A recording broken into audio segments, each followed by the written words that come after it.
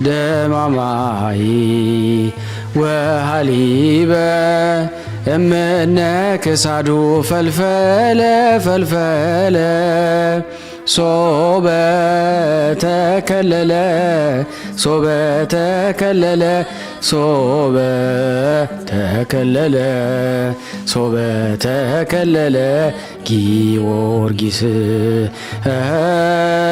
ሶበ ተከለለ ሶበ ተከለለ ሶበ ተከለለ ሶበ ተከለለ ጊዮርጊስ በነገስታት ፊት አንዳች ሳትፈራ የጌቴ አምላኬ ብለ ስትጣራ ሰባት አክሊላት አምላክ ሰጠ ምስክር ሆነ በመታመን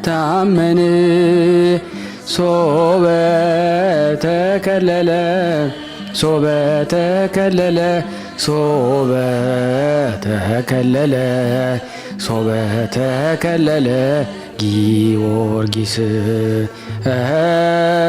ሶበ ተከለለ ሶበ ተከለለ ሶበ ተከለለ ሶበ ተከለለ ጊዮርጊስ አብ ወወልድ ወመንፈስ ቅዱስ አሃዱ አምላክ አሜን። በክርስቶስ ክርስቲያን በወልድ ውሉድ በመንፈስ ቅዱስ መንፈሳውያን የተባላችሁ የክርስቶስ ቤተሰቦች የእናታችን የቅድስት ድንግል ማርያም የአስራት በኩራት ልጆች ሁላችሁም በያላችሁበት በወደደን ባፈቀረን በጌታችን በመድኃኒታችን በኢየሱስ ክርስቶስ ፍጹም ሰላምታ ሰላም ልላችሁ እወዳለሁ። ከእድሜያችን ይህንን ቀን ሰዓት ደቂቃ ባርኮ ቀድሶ እግዚአብሔር ለዚህ ለተቀደሰ ቀን አድርሶናልና ለቅድስት ሥላሴ ክብር ምስጋና ይግባው። አትለይምና እናቱ እናታችን ወላዲተ አምላክ እመብዙሃን ለስም አጠራሯ ክብር ምስጋና ይድረሳት። እንኳን ለሰማዕቱ ለቅዱስ ጊዮርጊስና ለነቢየ እግዚአብሔር ቅዱስ ዳዊት መታሰቢያ ክብረ በዓል በሰላም በጤና ደረሳችሁ። የቅዱሳን ዝክር ተከታታዮች ቤተሰብ ሁላችሁንም በመግቢያው ላይ ፍጹም በሆነው በክርስቶስ ሰላምታ እንዳቀረብኩላችሁ ይሄንን ገድል ድርሳናት ስንክሳር የምትሰሙ በድጋሚ እንዳትረሱ ሁልጊዜም አንድ ብርጭቆ ውሃ በማዘጋጀት ይሄንን ገድል አምናችሁ ጸልያችሁ ሰምታችሁ በጽሞና ብትጠጡት ከያዛችሁ ደዌ ትፈወሳላችሁ። ብትጠመቁት ከያዛችሁ ከአጋንንት ስራት ትፈታላችሁ። እንደዚሁም በቤታችሁ የተለያየ መንፈስ ቢላክ ወይም ተልኮም ከሆነ ካለም የምትፈትሹበት የምታባረሩበት የምትጠበቁበት ስለሆነ ሁላችሁም ይህን እንድታደርጉ በቅዱሳኑ ስም ጠይቀብላችሁ እጅግ በጣም ደስ እያለኝና እየበረታው ሲሆን እናንተም ደግሞ በእውነት እንድታበረቱኝ ስለምፈልግ ለሁሉም ምእመናን ሼር በማድረግ ራሳችሁም ላይክ በማድረግ መልካም የሆነውን አስተያየታችሁን በመጻፍ እንደዚሁም ደግሞ ሰብስክራይብ በማድረግ እንድታገዙኝ በእውነት ሁላችሁንም እጠይቃለሁ። የቅዱሳን መታሰቢያ ለበረከት ስለሆነ አንድም ከህይወታቸው አንድም እግዚአብሔር ከሰጣቸው ቃል ኪዳን በረከት ስለምናገኝበት ይሄንን ሁላችሁም እንድታደርጉ በቅዱስ እግዚአብሔር ስም ጠይቃችኋል። በሶስተኛ እንግዲህ አገልግሎታችንን እንድትደግፉልን በተለይ ቴንኪዩ የሚለውን ባተን ስትጫኑ እንግዲህ አገልግሎቱን መደገፍ የምትፈልጉትን ያክል እንድትረዱ ይጠይቃልና በዚሁ አጋጣሚ ብዙ መስራት የምፈልጋቸው ነገሮች ስላሉ በዚህ መልኩ እንድታግዙን ሁላችሁንም ጠይቃለሁ። በስመ አብ ወወልድ ወመንፈስ ቅዱስ አሐዱ አምላክ አሜን። በስመ አብ ወወልድ ወመንፈስ ቅዱስ አሐዱ አምላክ አሜን። በስመ አብ ወወልድ ወመንፈስ ቅዱስ አሐዱ አምላክ አሜን። እንደምን አደራችሁ? እንደምን አረፈዳችሁ? እንደምን አመሻችሁ? የዝክረ ቅዱሳን ተከታታዮች እህት ወንድሞች፣ ብርሃነ ሥላሴ እንዴት ነህልን? ወንድማችን የአገልግሎት ዘመንህን ይባርክልህ። እኛ እግዚአብሔር ይመስገን ደህና ነኝ። እኔ ያለው ሳውዲ አረቢያ ነው። የምሰጠው ዛሬ የማቀርበው አገልግሎት የምሰጠው ምስክርነት እጄን ትንሽ አሞኝ ነበረ። እጄን በጣም አሞኝ፣ ቀላል ሆኖ ከባድ ነበር ያመመኝ። በጣም ከባድ ነው። ምን እቃ ሳነሳ ወል እንትን ብሎኝ እጄ ደም ስሬ ተዛውሮ አውራ ጣቴ ጀምሮ ነው ያዘኝ። ክንዴ መነቃነቃቃተው ወንድም በጣም አመመኝ። ጅማቴን ያዘኝ። ጅማቴን ሲዘኝ እጄ ወደ ላይ እንትን ማለት መንቀሳቀስ አቃተው። ወላቃ ማንሳት አልችልም። ራሴን ሰውነቴን መታጠብ አልቻልኩም። ጅማቴን ይዞኝ ባንድ እጄ ነበር። በጣም ደግሞ ያማል። ጅማቴን ስለያዘኝ አንገቴን ሁሉ ይጠዘጥዘኛል። እና በጣም ወይኔ ጉዴ እንዴት ነው የምታደርገኝ? ምንድነው ይህ ደም ስር ከባድ ነው። እንግዲህ ደም ስር ሲዘዟርብህ እንዴት ነው የምታደርገኝ? እንግዲህ እኛ ደግሞ ህገ ወጥ ነን ያለ ነው። ከአንዱ ቤት ነው የሚንል ቋሚ ስራ የለንም። እንግዲህ በጣም ከባድ ነው። ስራ አቋርጬ እንዳልወጣ በጣም ከበደኝ። እና እንዴት ነው የምታደርገኝ? እግዚአብሔርዬ አመመኝ ብለህ አትነግራቸው? ለነሱ ወረቀት የለንም። ብዳለኝ እንግዲህ ቋሚ ቤት ቢሆን ችግርህን ይረዳሉ። ደግሞ ይሄ ቋሚ ያልሆነ ቤት በጣም ከባድ ነው። የከፈሉትን ብር ነው የሚያዩ እንጂ ለኛ አያስቡም። አንተ የፈጠርከኝ አምላክ አንተ እንዳረክ አድርገኝ። አንተ ጭቃ ነኝ። አንተን የሰራኝ አንተ ነህ የምታፈርሰኝ። እኔ ሐኪም ቤትም ሄድበትም አቅም የለኝም ብዬ ለአቡነ ዘርአብሩክ ነው የተናገርኩ። ምስክርነት እሰጣለሁ ብዬ እንትን ያልኩኝ እና አቡነ ዘርአብሩክ ቀን እንትን ያልኩ በቃ በአቡነ ዘርአብሩክም በቃ ቅዱሳን በሙሉ በየቀኑ በሚደረገው በምትልክልን ስንክሳር በሙሉ ያንን በቃ እያዳመጥኩኝ እጄን እያሻሸሁኝ እየቀባባሁኝ ነገርኳቸው። ዛሬ 11 ነው መስቀል ነው። ዛሬ 11 እስከ ዛሬቷ ቀን ድረስ እጄ ደህና ሆነልኝ። እግዚአብሔር ይመስገን። እያንዳንዱ በምትልክልን በዝክረ ቅዱሳን ትምህርት እጄንም እየዳበስኩ በጸጌ ዮሐንስ በአባቴ ጸጌ ዮሐንስ ፎቶ እንትን አውርጄ ስዕላቸውን አውርጄ በሳቸው እያደባበስኩኝ ቢያስኩት የመብርሃን ስልም ባጠገብ ያለች እሷን መጽሐፎችም ነበሩ በእነሱ እያሻሸሁኝ ይኸው እግዚአብሔር ይመስገን ዛሬ ተሽሎኛል ብላችሁ አመስግኑልኝ። ወንድማችን ይችን ትንሽ ናት አቅርብልኝ። ከሌከል የምለው የለኝም። ሁሉን ቅዱሳን ቅዱስ ሚካኤል፣ ቅዱስ ገብርኤል፣ ቅዱስ ራኤል፣ ቅዱስ ራፋኤል፣ ቅዱስ ፋኑኤል፣ ቅዱስ ሳቆኤል ስማቸውን የማላውቀው ቅዱሳኖችን በሙሉ ስማቸውን እየጠራሁኝ እናንተ ድረሱልኝ ብዬ ነበር እንትን ያልኳቸው። ይኸው ዛሬ ተሽሎኛል። እግዚአብሔር ይመስገን። ይችን ምስክርነት አቅርብልኝ። በጣም ነው የምናመሰግነው ወንድማችን። ከይቅርታ ጋር አቅርብልኝ እንግዲህ እና ሰላም አሉልኝ። ሰላም ሁኑልኝ። ቃለ ሕይወት ያሰማልን፣ ቃለ ሕይወት ያሰማልን፣ መንግስተ ሰማያትን ያወርስልን። የሚገርም ተአምር ነው እንግዲህ ጊዮርጊስም ድንግል ማርያም ቅዱሳን ሁሉ ያደረጉላት። እንግዲህ ከዚሁ ጋር ተያይዞ መመስከር ለምትፈልጉ ስልክ ቁጥሬን ለጠየቃችሁኝ ለሁላችሁም 004177977462 ብላችሁ ብትልኩልኝ እንደ ሁሌም አቀርብላችኋለሁ ማለት ነው። አሁን ደግሞ በመቀጠል የሰማዕቱን የቅዱስ ጊዮርጊስን ገድሉን እንሰማለን። ሁላችሁም እየላካችሁልኝ አንድ በአንድ የእነዚህን የቅዱሳን ተአምራቸውን በእውነት ለዓለም እንድትናገሩ ሁላችሁንም በእውነት ጠይቃችኋለሁ ማለት ነው። አንድ አምላክ በሆነ በአብ በወልድ በመንፈስ ቅዱስ ስም አምነን ጌታችን ኢየሱስ ክርስቶስ ረድኤት አጋዥ አድርገን የጌታችን የኢየሱስ ክርስቶስ ሰማዕት ቅዱስ ጊዮርጊስ የፈጸመውን ድንቅ ረቂቅ የሆነውን የገድሉን ዜና እንዲሁም ከተወለደበት ለሰማዕትነት እስከወጣበት ጊዜ ድረስ በአባቱና በእናቱ ሀገር በሀገሩም ሁሉ ያደረገውን ተአምራት እንጽፋለን እናነባለን።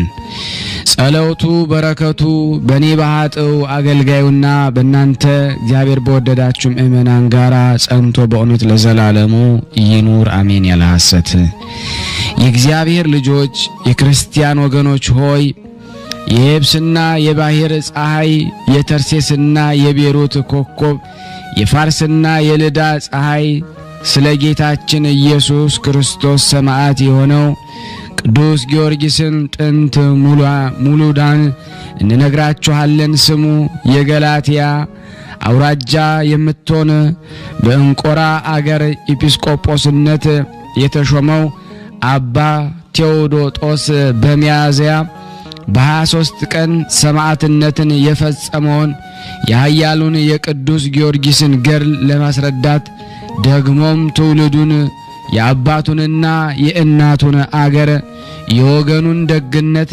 የተጋድሎውን ጽናት ስለ እርሷ መከራ የተቀበለላትን መንግሥተ ሰማያትን ማግኘቱን በየአገሩ በየመንደሩ በጌታችን በኢየሱስ ክርስቶስ ታምራትን ድንቅ ድንቅ ሥራ ሲሰራ መኖሩን ለመግለጥ የደረሰው ድርሳን ይህ ነው።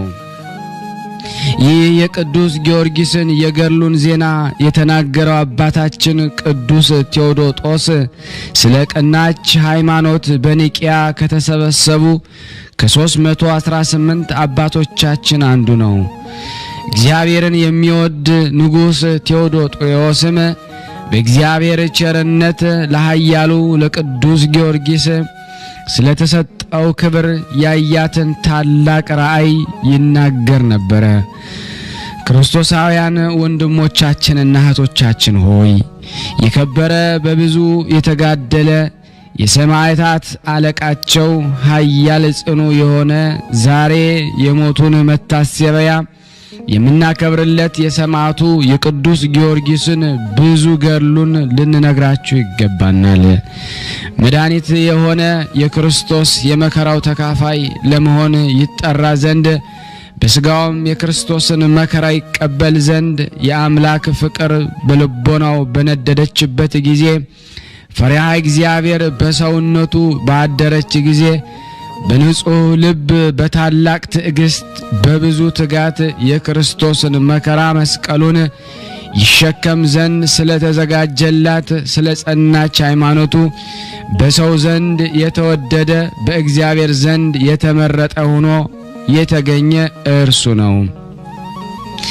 እግዚአብሔርን ለማገልገል ስለ አንድ ቅንጣት 30 60 100 እጥፍ ክብር የምታሰጥ ፍሬ ሃይማኖት ይህች ናት። እርሱ በፍቃዱ ብቻ ብዙ ገንዘቡን ወንዶችንና ሴቶችን አገልጋዮችን ያለውን ሀብቱን ተላ ደስታውን ሁሉ ንቆ በሕግ ልቦና የአምላኩን ቃል ሰምቶ መስቀሉን ተሸክሞ ጌታውን ኢየሱስ ክርስቶስን ተከትሎታልና ስለዚህ በቁርጥ ቃል በመናገር ኢየሱስ ክርስቶስ ከአንተ በፊት የነበሩ ከአንተም በኋላ እስከ ዓለም ፍጻሜ ከሚነሱ ሰማዕታት ሁሉ የሚመስልህ የለም ያለው ይህ ቅዱስ ጊዮርጊስ በቅን ታዛዥነቱ ክብርን ከእግዚአብሔር አገኘ። እርሱም በመንፈስ ቅዱስ ፍቅር የበረታ ነው። ለነፍሳችን ጥቅም የሚሆኑትን ብዙ ምግባራትን ለመፈጸም ሁሉ ጊዜ በትጋት ትሩፋትን ይሰራ ነበረ። ይልቁንም እግዚአብሔር የሚወደውን ይሰራ ነበረ። ነፍስን ከሚጎዱ አሳቦች ሁሉ እየራቀ የዚህን ዓለም ከንቱ ሥራዎች ከማየት ተለይቶ ዘወትር እግዚአብሔርን ያገለግል ነበረ። እነዚህ የዓለም ሥራዎች ፈጥነው የሚያልፉ የሚጠፉ ናቸው። ስለዚህም ይህ ኃያል ሰማዕት ብፁዕ ጳውሎስ ከዓለም ተለይታችሁ ከክርስቶስ ጋር ከሆናችሁ ምድራውያን ያይደለ በአብ እሪና ያለውን ክርስቶስ ያለበትን ሰማያዊውን አገር እሹ ፈልጉ ያለውን አስቦ ሰማያዊ ስራን ደሞ መረጠ። ይህ የከበረ የተመረጠ በእውነት ንጹሕ የሆነ ኃያል ቅዱስ ጊዮርጊስ የአባቱን ሹመት የእናቱን የወገኑን ታላቅነት የመስፍንነቱን ክብር አልፈለገም። ክብሩንም ቢሆን እኛ ኃጥአን ዓለምን ብዕሉንም ደሞ እንወዳለን። በመጨረሻ ከምናገኘው ክብርም እንመርጣታለን። እርሱን ግን የሥጋ ጉልምስና አላሸነፈችውም። ይህ መንፈሳዊ ጀግና የጽድቅ ፀሐይ ኃያል ጊዮርጊስ በልቦናው መርምሮ ሕሊናውን ገዛ፣ ሰማያዊ ተስፋውንም መረጠ። ስለዚህ የምድር ነገሥታት ያዘጋጁለትን አክሊልና የሚገባውን ክብር እንደ ጉድፍ ወደ ኋላው ጣላቸው። የሥጋ ፍቃዱን አላሸነፈችውም። ከወርቁ ከጨርቁም ከማንኛውም ፍቅር አልተሳሳተም። ነፍሱም አምልኮተ እግዚአብሔር የቀና ሐሳቡንም ፍጹም ሃይማኖትን እግዚአብሔርን ለማገልገል የጀመረውን ገድሉን ለመተው አላዘነበለችም።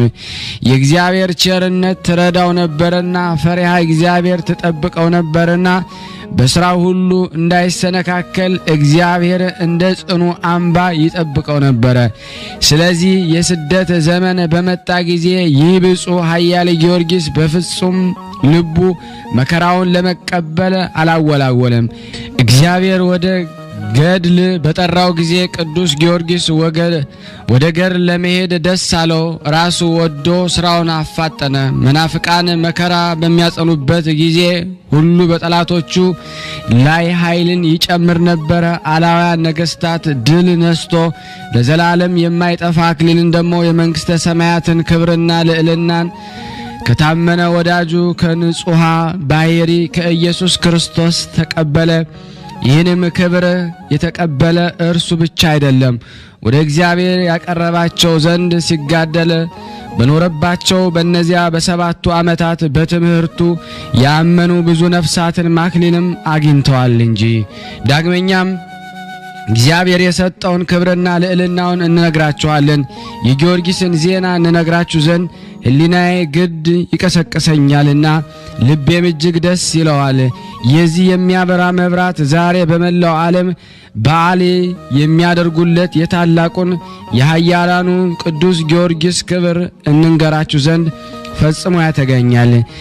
ጌታችን ኢየሱስ ክርስቶስ በመሐላ ቃሉን ያጸናለት ይህ ነው። እንዲህ ሲል እኔ በራሴ በቸር አባቴ በመንፈስ ቅዱስ እምልልሃለሁ ከሴቶች ልጆች ከዮሐንስ መጥምቅ የሚበልጥ እንዳልተነሳ እንዲሁም በሰማዕታት ማህበር መካከል ለዘላለሙ አንተን የሚመስል የሚስተካከል የለም። በመንግስቴ አንተ ትበልጣለህ እንጂ ጊዮርጊስ የልዑል እግዚአብሔር ወዳጅ ትባላለህ። ወንድሞቼ ሆይ እኔ ግን ደሞ አሁን የገናናውን የታላቁን የኃያላሉን የብርቱን ኮከብ ሥራ ከጥንት ጀምሮ ልንገራችሁ እፈልጋለሁ። ክብሩን ለመናገር የአእምሮዬን ሕጸጽ የሕሊናዬን ደካማነት እኔ አውቀዋለሁና የከበረችውን ገድሉን ከፍ ያለችውን ክብሩን አስተካክዬ መናገር አይቻለኝም። ነገር ግን እግዚአብሔር በብርሃን ረድኤቱን ይልክልኝ ዘንድ በትዕግስት እጠብቃለሁ። ልቦናዬን ያበራልኝ ዘንድ ከኃያሉ ከጊዮርጊስ ካማረው ገድሉና ከተሰጠው ክብሩ በጥቂቱ ክርስቶስን ለሚወዱ ሰዎች እንድናገር ለደካማው ልሳኔ ኃይልን ይሰጠኝ ዘንድ የኃያላኑን የጊዮርጊስን ተጋድሎ ማሰብ በማድረግ ከሚኖሩ ከሰው ሁሉ ልቦና በላይ ነውና። ይልቁንም ውዳሴውን ለመናገር የማይቻለኝ በእኔ ዘንድ ከዲዳው አንደበቴ ከደካማው ሕሊናዬ እጅግ የራቀ ነው። ነገር ግን ጽኑ የክርስቶስ አገልጋይ ከሆነው ከቅዱስ ጊዮርጊስ ከብዙ ገድሉ በጥቂቱ እንነግራችሁ ዘንድ አእምሮ እንዲሰጠኝ እግዚአብሔርን እለምነዋለሁ።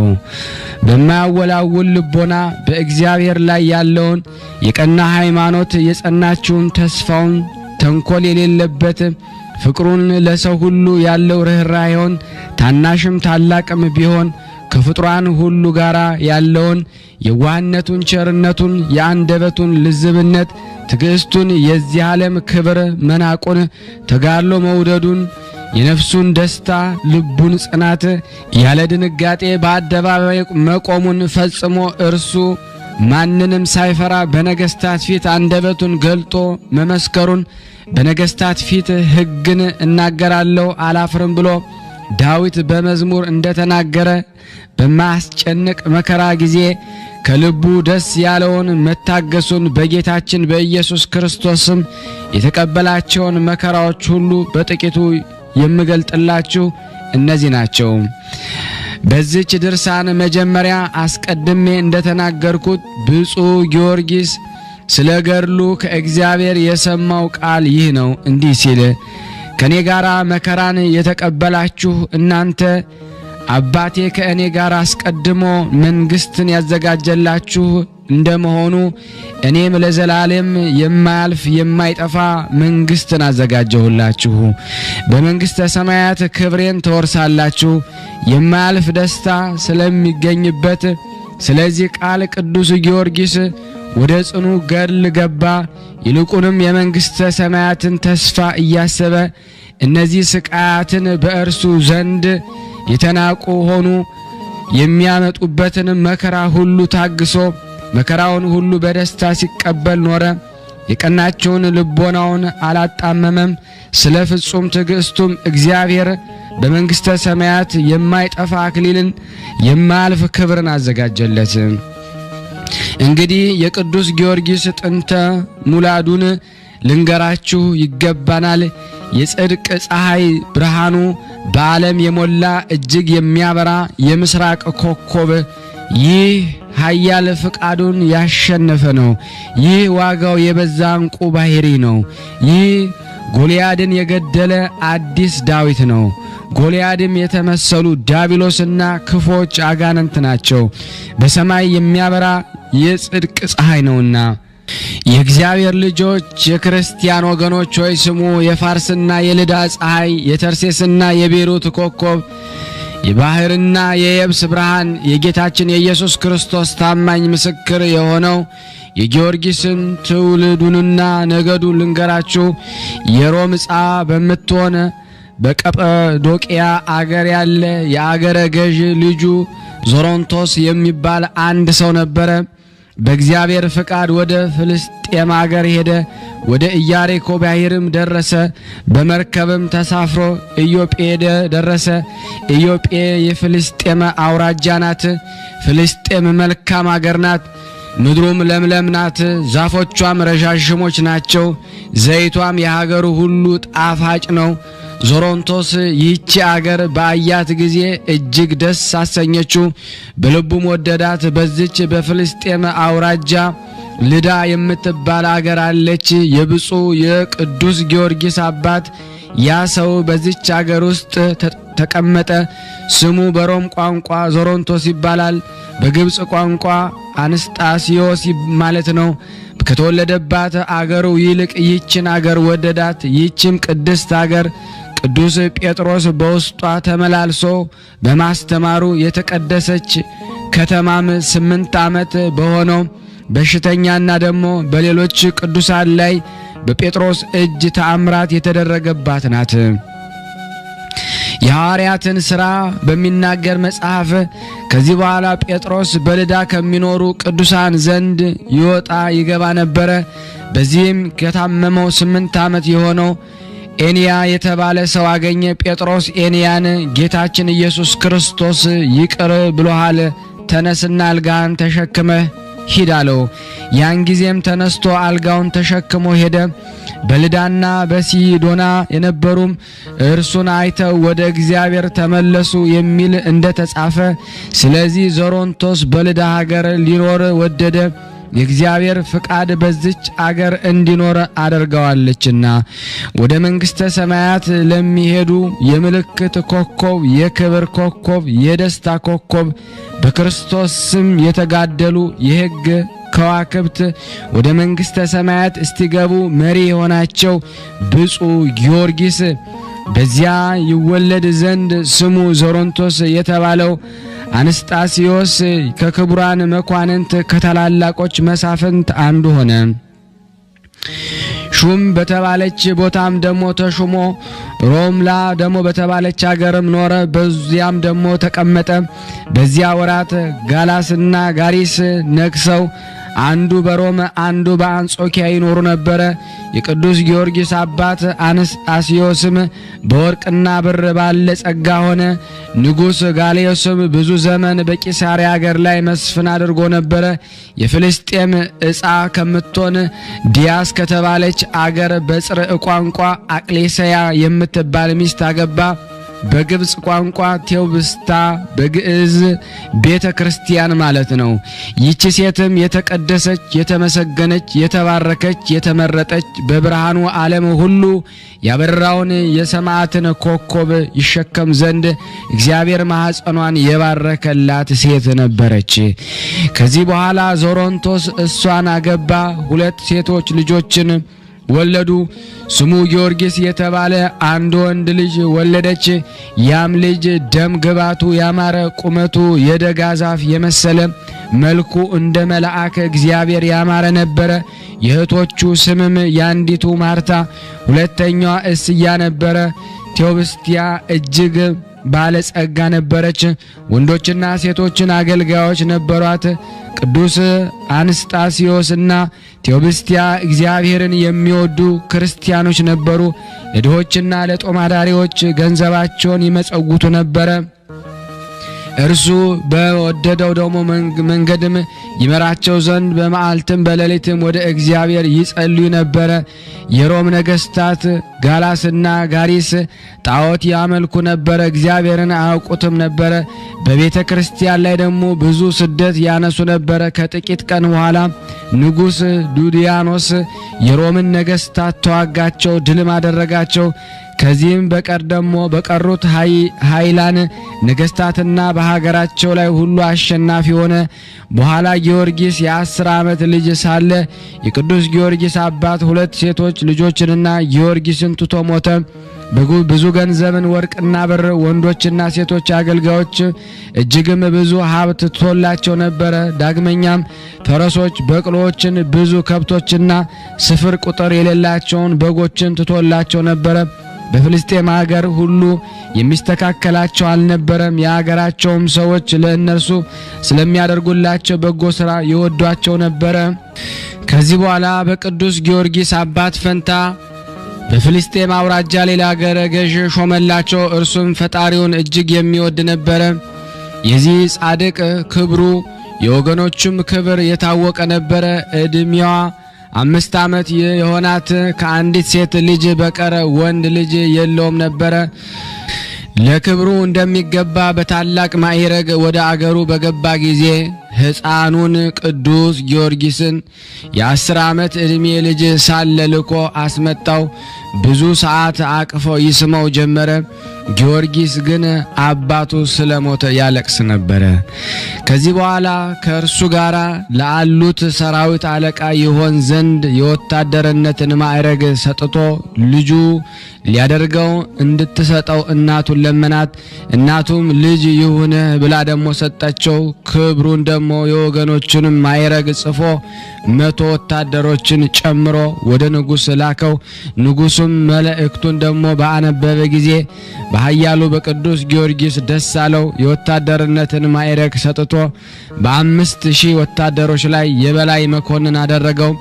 አባቱ ከተወለት ከርስት ጉልት ግብርና ገጸ በረከት ሌላ 400 ወቄትን ብር ደሞዝ ደሞ እንዲያገኝ ጻፈለት። ለነገስታት በሚገባ ክብር ወደ አገሩ ደሞ መለሰው።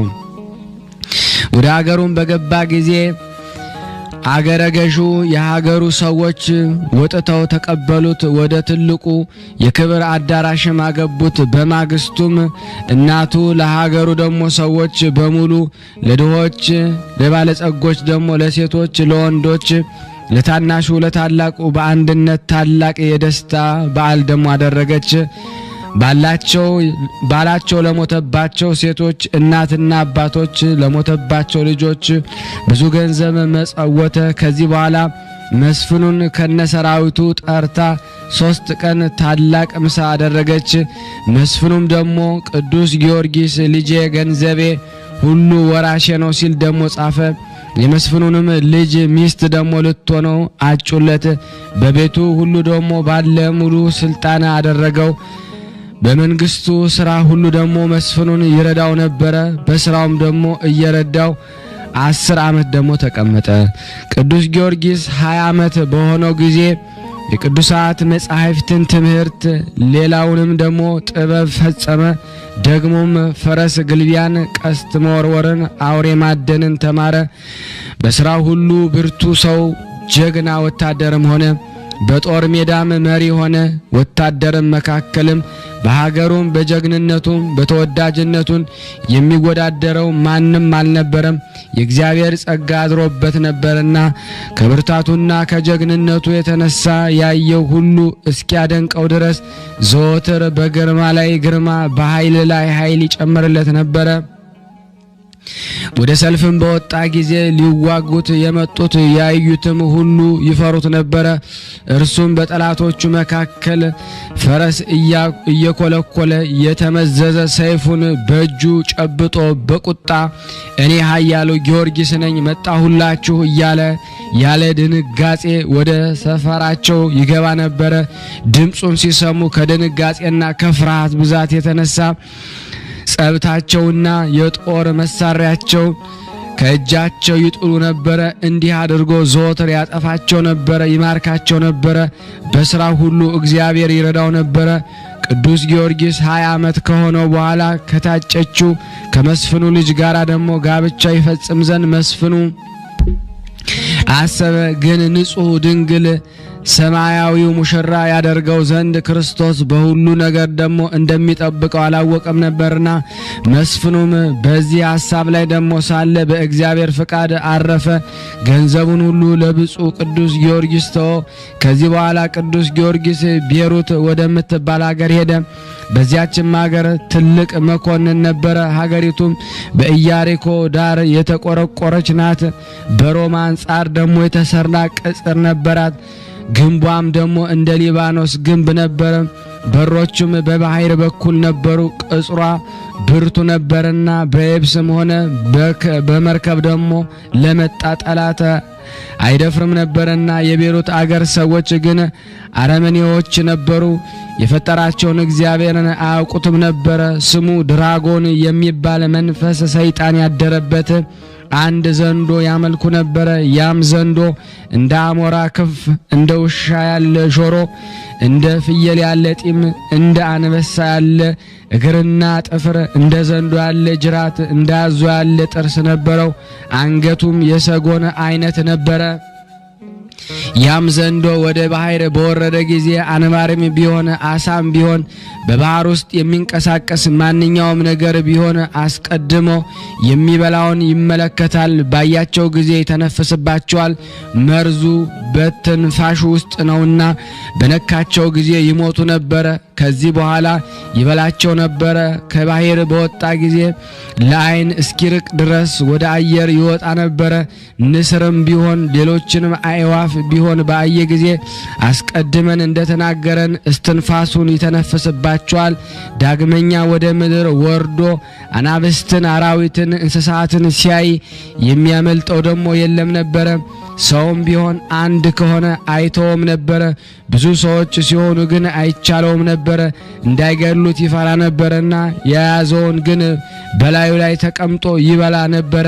በዓይኑ ከአየ በኋላ ከጉድጓድ ወይም ከዋሻ ቢገቡ ወደ ተራራ ወደ ኮረብታም ቢወጡ የሚያመልጠውም የለም። የዚህ ዘንዶ ፍጥረቱ እንደዚህ ነበረ።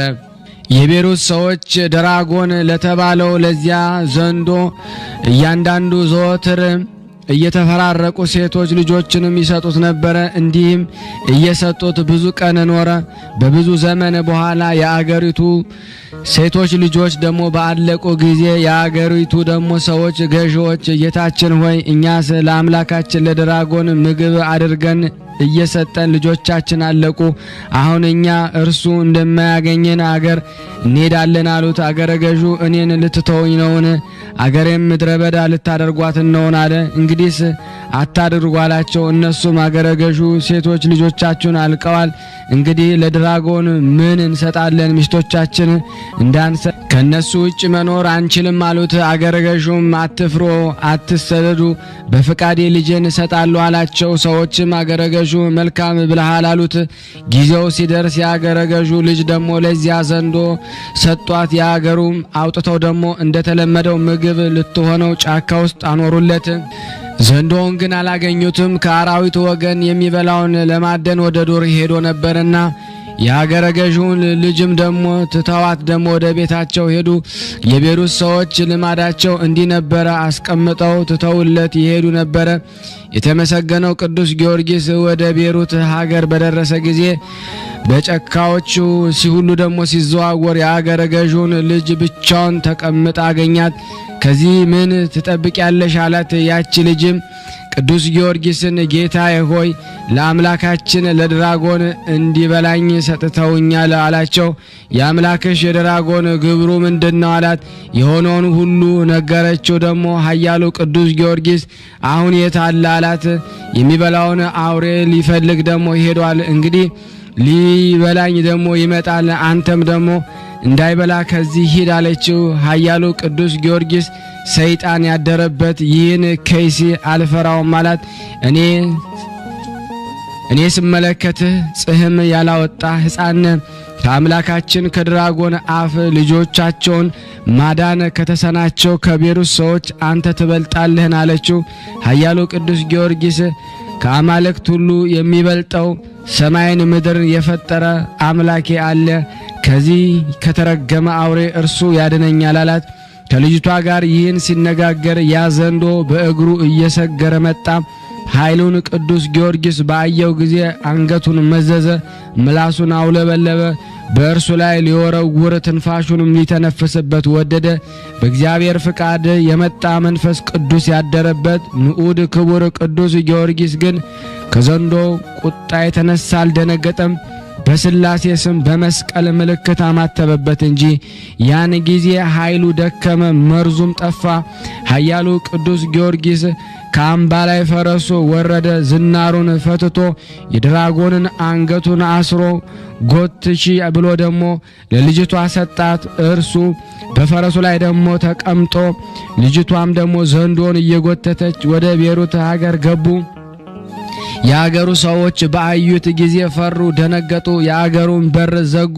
ወደ ግንብም ደግሞ ላይ ደግሞ ይወጣለ፣ ወደ ሰገነትም ይወጣለ። ቅዱስ ጊዮርጊስ ድራጎኑን ያመጣህብን ምን አደረግነ? በፊትህም ደግሞ ልጆቻችን ጨርሷል፣ እርሱ አምላካችን ነውና አሉት። ኃያሉ ሰማዕት ከኢየሱስ ክርስቶስ በቀር ሌላ አምላክ የለም። አሁንም ራሱን ማዳን የማይቻለውን ይህን ሰይጣን ዘንዶ ተውና በክርስቶስ እመኑ አላቸው። አምላካችንን አንተውም አሉት። ካልተዋችሁትስ እንዲጨርሳችሁ እኔ ወደ እናንተ ሰደዋለሁ አላቸው። በፈጣሪ እንድናምን ዘንዶ ልትገድለው ትችላለህን አሉት። አሁን በጌታዬ በኢየሱስ ክርስቶስ ኃይል እችላለሁ አላቸው። ይህን ብለው ደግሞ ከሀገሪቱ ውጭ እንደ አንድ ምዕራፍ ያልሄዱ የሚያደርገውን ያዩ ዘንድ ሕዝቡ ተከተሉት። ቅዱስ ጊዮርጊስ ከፈረሱ ወርዶ ዝናሩንም ከዘንዶ አንገት ፈቶ ታጠቀና እንደገና ደግሞ ከፈረሱ ላይ ደግሞ ተቀምጦ ዘንዶን በጦር ወጋው። ዘንዶም ሞተ። የቤሩት ሰዎች ሁሉ ኢየሱስ ክርስቶስ በባሪያው በኃይሉ በቅዱስ ጊዮርጊስ እጅ ያደረገውን ተአምራት ባዩ ጊዜ አመኑ። ያን ጊዜም አንድ ካህን መጥቶ በአብ በወልድ በመንፈስ ቅዱስ አጠመቃቸው፣ ሃይማኖትንም ደግሞ አስተማራቸው። ኃያሉ ቅዱስ ጊዮርጊስ ግን ወደ አገሩ ገባ። እነርሱም በስሙ ሁለት ቤተ ክርስቲያን፣ አንዱን በቤሩት ከተማ መካከል አንዱም ድራጎንን በገደለበት ቦታ ላይ ሰሩለት። እስከ ዛሬም አለ። የኃያሉ የቅዱስ ጊዮርጊስ ልመናው በረከቱ እኔ በኃጥኡና በእናንተ በሚወዳችሁ በሕዝበ ክርስቲያን ላይ ጸንቶ በእውነት ለዘላለሙ ይኑር አሜን። ያለ ሐሰት የተወደዳችሁና የተከበራችሁ የክርስቶስ ቤተሰቦች ይህንን ድምጽ የምትሰሙ ሁላችሁም ሼር ላይክ በማድረግ ለምእመናን ታደርሱ ዘንድ እጠይቃችኋለሁ። ከዚህ በመቀጠል ደግሞ ተአምር ለበረከት አነባለሁ። አንድ አምላክ በሆነ በአብ በወልድ በመንፈስ ቅዱስ ስም በማመን እግዚአብሔር ከኃያሉ ሰማዕት ለቅዱስ ጊዮርጊስ ያደረገውን ተአምራዊ ኃይል አስቀድመን እንጽፍላችኋለን። ኃያሉ ሰማዕት ቅዱስ ጊዮርጊስ የሰማዕታት ተጋድሎውን ከፈጸመ በኋላ ስጋውን ወደ ሀገሩ ልዳ አምጥተው በስሙ ቤተክርስቲያን አንጸው ስጋውን በዚያ አኖሩ። ቤተክርስቲያኒቱንም ደግሞ በህዳር 7 ቀን አባ ቴዎድሮስ የተባለ ኤጲስቆጶስ ቅዱስ አከበራት። እሱም ጌታችን ኢየሱስ ክርስቶስ ለኃያሉ ሰማዕት ቅዱስ ጊዮርጊስ ስላደረገው ተአምራታዊ ኃይል ምስክር ነው። ይህንም ተአምር እግዚአብሔር ለቅዱሳኖች የሚያደርገውን ልዩ ጸጋ የተገባው ሕዝቡ ሁሉ ከያወራጃው ስለ ታላቋና ክብር ስለሆነች ስለ ቅዱስ ጊዮርጊስ ቤተክርስቲያን ክብር በተሰበሰቡባት በወርሃ መርሙዳ ወይም በሚያዝያ 23 ቀን በእግዚአብሔር የፍቅር አንድነት ይህን ተአምር ጻፈን። የእግዚአብሔር ቸርነቱ ከሁላችን ጋር ይሁን ለዘላለሙ አሜን። እግዚአብሔር በመረጠው በጻድቁ በንጉስ ዳዊት መንፈስ ቅዱስ አድሮ ነገሬን በምሳሌ እገልጻለሁ። ከቀድሞ ጀምሮ የነበረውን ታሪክና በኃይል እንናገራለሁ። አስቀድሞ አባቶቻችን የነገሩን እኛም በጆሮቻችን የሰማናቸውን በዓይናችን ያየነውን እንናገራለን ተብሎ እንደተነገረ እኔም ደግሞ እንደዚሁ ጌታችን ኢየሱስ ክርስቶስ እውነተኛ ምስክር በመሆን ተጋዳይና መንፈሳዊ አረበኛ የሆነ ቅዱስ ጊዮርጊስ ያሳየውን ኃይልና ያደረገውን የታምራቱን ክብር በመግለጽ ቀድሞ በገሊላ የነገሰ እጅግ ጨካኝ የሆነ ዱዲያኖስ በሚባል ንጉስ እጅ ሰማዕትነት ያገኘበት የተጋድሎውን እንናገራለን። ጌታችን ኢየሱስ ክርስቶስ እውነተኛ ምስክር የሆነ ኃያሉ ሰማዕት ቅዱስ ጊዮርጊስ ራሱን በቆረጡት ጊዜ ራሱ በአካሉ ተለይታ ከቀኑ 9 ሰዓት እስከ ፀሐይ ግባት ድረስ በምድር ላይ ደግሞ ተጥላ ቆየች። ሶቅራጥስ የተባለ ደቀ መዝሙሩም በቅዱስ ጊዮርጊስ ስጋ አጠገብ ተቀምጦ እያለቀሰ ይጠብቀው ነበር። ሁለቱ አሽከሮች የጌታቸው የቅዱስ ጊዮርጊስን የደህንነቱን ዜና ለመስማት መጡ። በመንገድ ያገኛቸውንም ደግሞ ሰዎች በዛሬው ዕለት እንደተገደለ በነገሯቸው ጊዜ ልብሳቸውን ቀደው አለቀሱ። ስጋው ካለበት እስከሚደርሱ ድረስ ስለ ሁኔታው መጠየቅን አላቋረጡም። በአጠገቡ ተቀምጦ ያለቅስ የነበረውን ሶቅራጥስንም ደግሞ ከዚያ አገኙትና አብረው ለብዙ ጊዜ ሲያለቅሱ ቆዩ። ከዚያም የተቆረጠውን ራስ ወስደው ከስጋው ጋር ባገናኙት ጊዜ አስቀድሞ እንደነበረ ሆነና ፈጽሞ እንዳልተቆረጠ ሆነ። ከዚያም ደግሞ ከእነሱ በአንዱ ልብስ ስጋውን ገነዙትና ከከተማው ውጪ ባለ አዲስ መቃብር የቅዱሱን ስጋ ቀበሩት።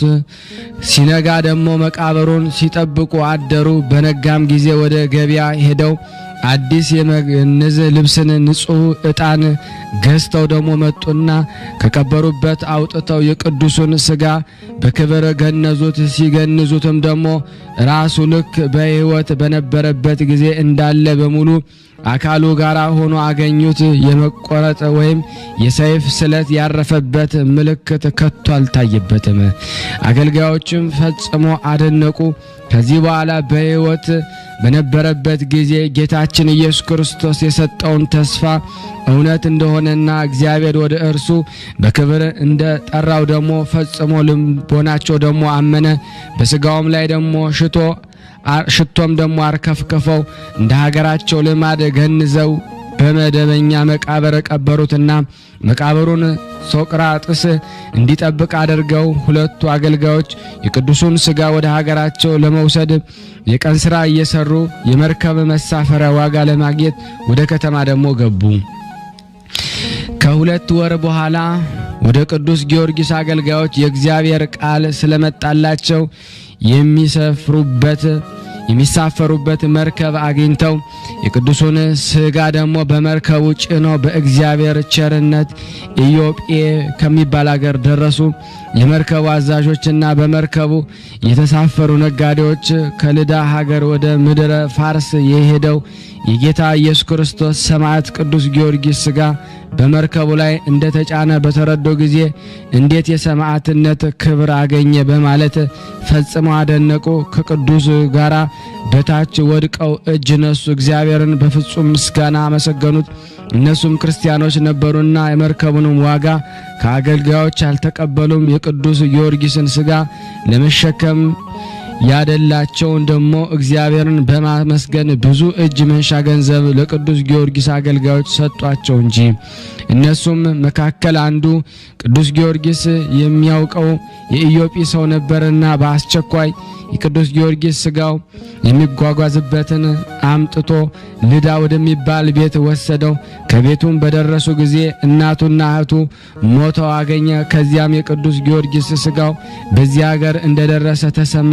ከቤተሰቦቹ ተለይቶ ከሄደ 7 ዓመቱ ነበርና የሀገሩ ሰዎች ክርስቲያኖች ነበሩና ስለተሰጠው ክብር እጅግ አደነቁ። ስለዚህም ታላቅ ጸጋ ተሰጥቷቸዋልና እግዚአብሔርን ፈጽመው አመሰገኑ። የቅዱስ ጊዮርጊስ አገልጋዮች ግን አንደኛው ሶቅራጠስ፣ ሁለተኛው ሊስ፣ ሶስተኛው ሄርፋስ ይባላሉ። ጌታቸውን ደሞ እንደምንም እንዳገኙትና ደሞ ስለተደረጉት ታምራት ለልዳ ሀገር ሰዎች በነገሯቸው ጊዜ ሁሉም አደነቁ። ከዚያም ደሞ ሥጋውን ደሞ በሳጥን ከተው እስከ 7 ቀን ድረስ በቤት አቆዩት። ሰዎችም ሁሉ እየመጡ እጅ ነሱት ነበረ። ከዕለታት በአንድ ቀን ሕዝቡ ሁሉ በተሰበሰበበት በቅድስት ቤተ ክርስቲያን የሰማዕትነትን ገድልና ዜና ሕይወት በተነበበ ጊዜ ስለተሰጠው ክብር ፈጽመው አደነቁ። በቅዱሳኖቹ ላይ ደግሞ ስላደረገው ልዩ ጸጋ ጌታችን ኢየሱስ ክርስቶስን አመሰገኑት። በዚያች አገር ከቅዱስ ወገን የሆኑ ክቡር የሆነ እንድርያስ የተባለ ሰው ነበረ። የቅዱስ ጊዮርጊስን ገድሉ ሲነበብ እኔ እግዚአብሔር አምላክህ መከራህን ሁሉ አምኖ የሚቀበል እሱ ክፉ አገኘውም ያለውን በሰማ ጊዜ በትሩፋቱ ገድሉ አመነ። እኔ እግዚአብሔር አምላክህ እነሱ ደግሞ ስጋዊ ደማዊ መሆናቸው አውቃለሁና በችግር ላይ ደግሞ የወደቀ ቢኖር በጉዞ ላይ ወይም ደግሞ በሚያስፈራ የፍርድ አደባባይ ቢቆም ወይም ደግሞ በውሃ ሙላትና በባህር መጥለቅለቅ ወይም ደግሞ ከተራራ መውደቅ ወይም ደግሞ ልዩ ችግር ቢደርስበት የቅዱስ ጊዮርጊስን ስም ቢጠራ እኔ ከደረሰበት ክፉ መከራ ሁሉ አድነዋለሁ። የሰማዕትነትን መጽሐፍ ገድል የጻፈውን ያነበበውን የሰማውን የኔን የአባቴን የመንፈስ ቅዱስ ኃይል ያድርበታል። በሱ ላይ ክፉ ፍርድ ደግሞ ቢፈረድበት ስለ ስሜ ፍርዱን አስወግድለታለሁ። ስሙንም በሕይወት መጽሐፍ ጽፈዋለሁ።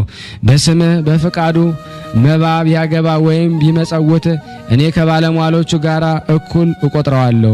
ከዚህ ዓለም ደግሞ ለችግር አሳልፌ አልሰጠውም።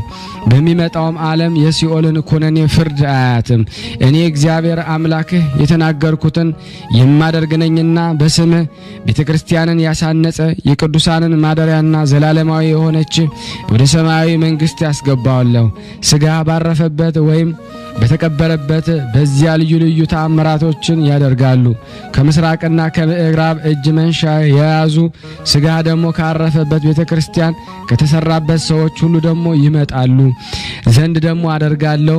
ከአይሁድ ደግሞ ከሳምራውያንን ደግሞ ከፋርስ ወገን ከበረሃኛው ደግሞ ከቃኤል ልጆች ወገን ነፍሳቸው ደግሞ የምትድንበትን ለመፈለግ የሚመጡበት ሁሉ እኔ ፍጹም ደግሞ ዋጋቸውን እከፍላቸዋለሁ የሚለውን የቃል ኪዳን ደግሞ ሰምቶ አመነ።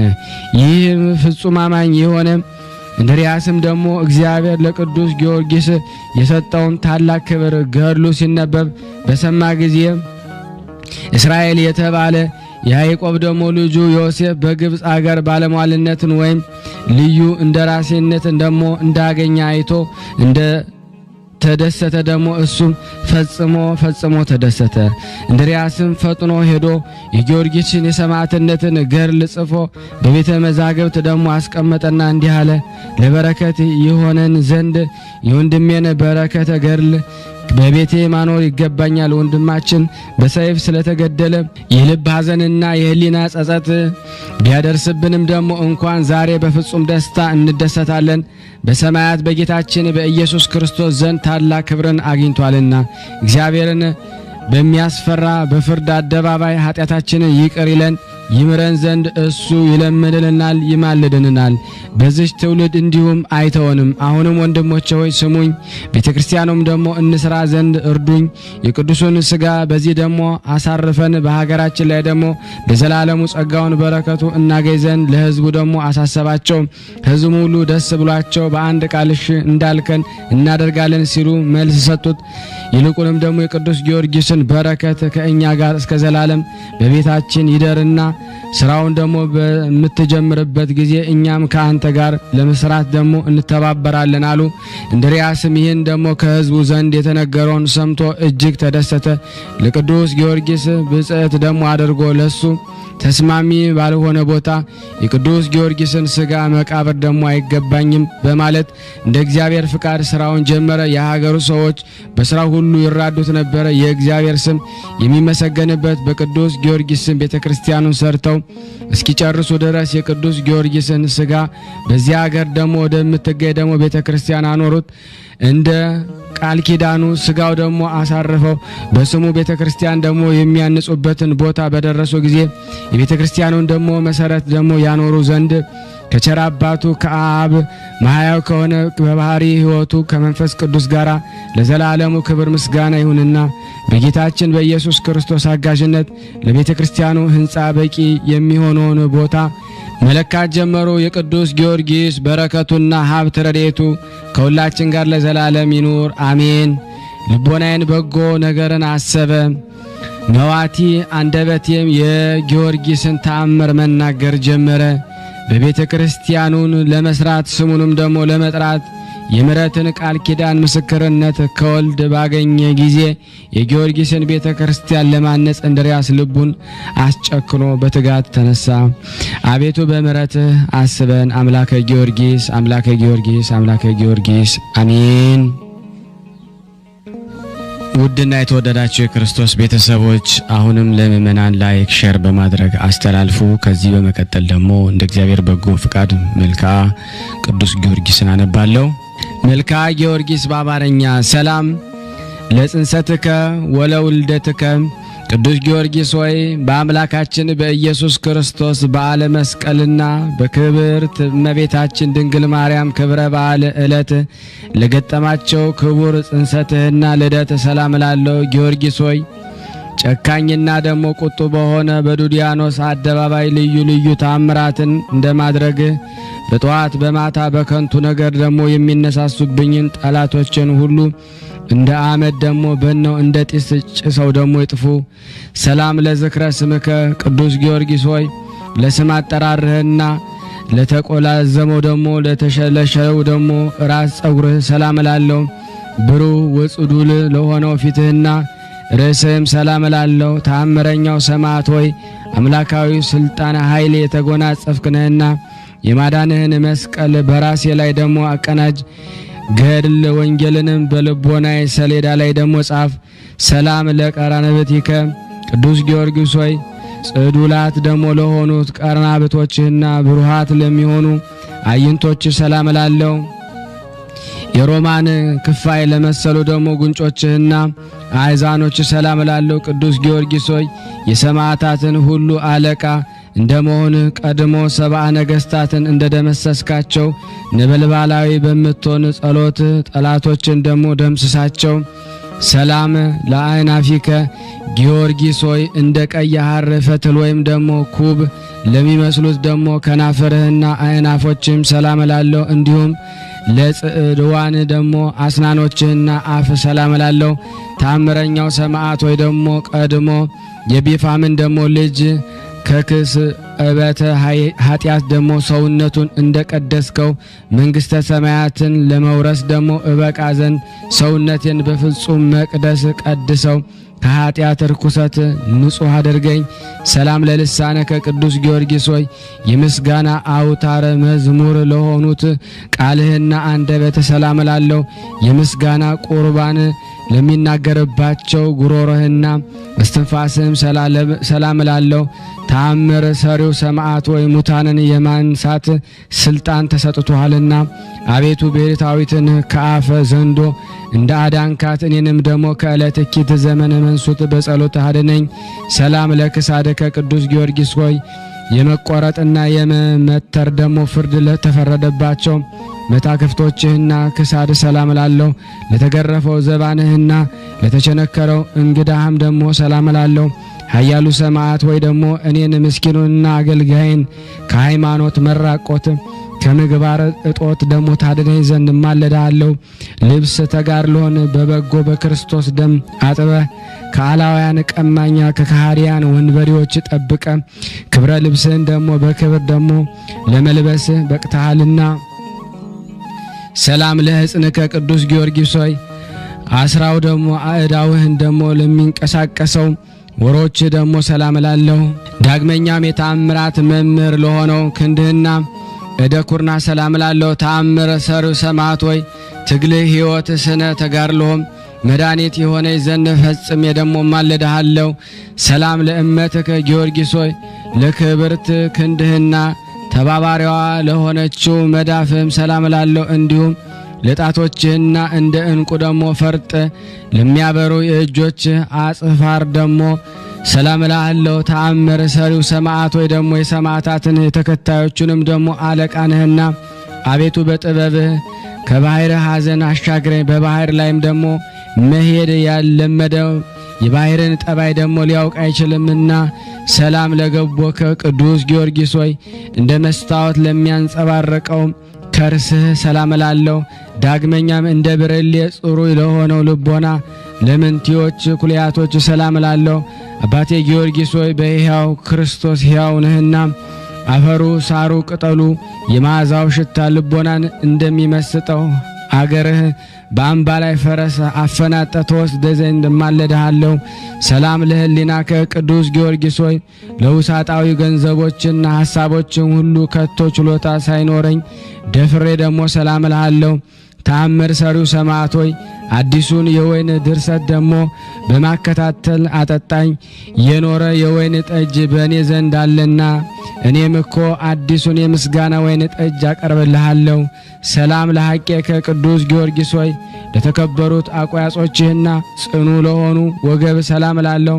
ከሁለቱ አእጋሮችህ ጋራ ለአብራኮች ሰላም እላለሁ። ተአምር ሰሪው ሰማዕት ሆይ የምክርና የጥበበኛ መገኛ ነህና ከዚህ ዓለም የጨለማ ጻዕር ደግሞ በኃይለ ጸሎት ተላ ደስታ ደግሞ ወደ አለበት ወደ ሰማያዊት ጉባኤ ደግሞ አሳርገኝ። ሰላም ለሰኮናዊከ ቅዱስ ጊዮርጊስ ሆይ ከሁለቱ ተረከዞችህ ጋራ ለመጫማዎች ሰላም እላለሁ። እንደ ከበረ ዕንቁ ለሚያበሩት ለእግረ ጽፍሮችህና ጣቶችህ ሰላም እላለሁ። ተአምር ሰሪው ሰማዕት ወይ ደግሞ ደረቁን ምሰሶ ደግሞ በማለምለም ተአምራትን ገልጸሃልና ከጽኑ መከራ በጸሎትህ አድነኝ።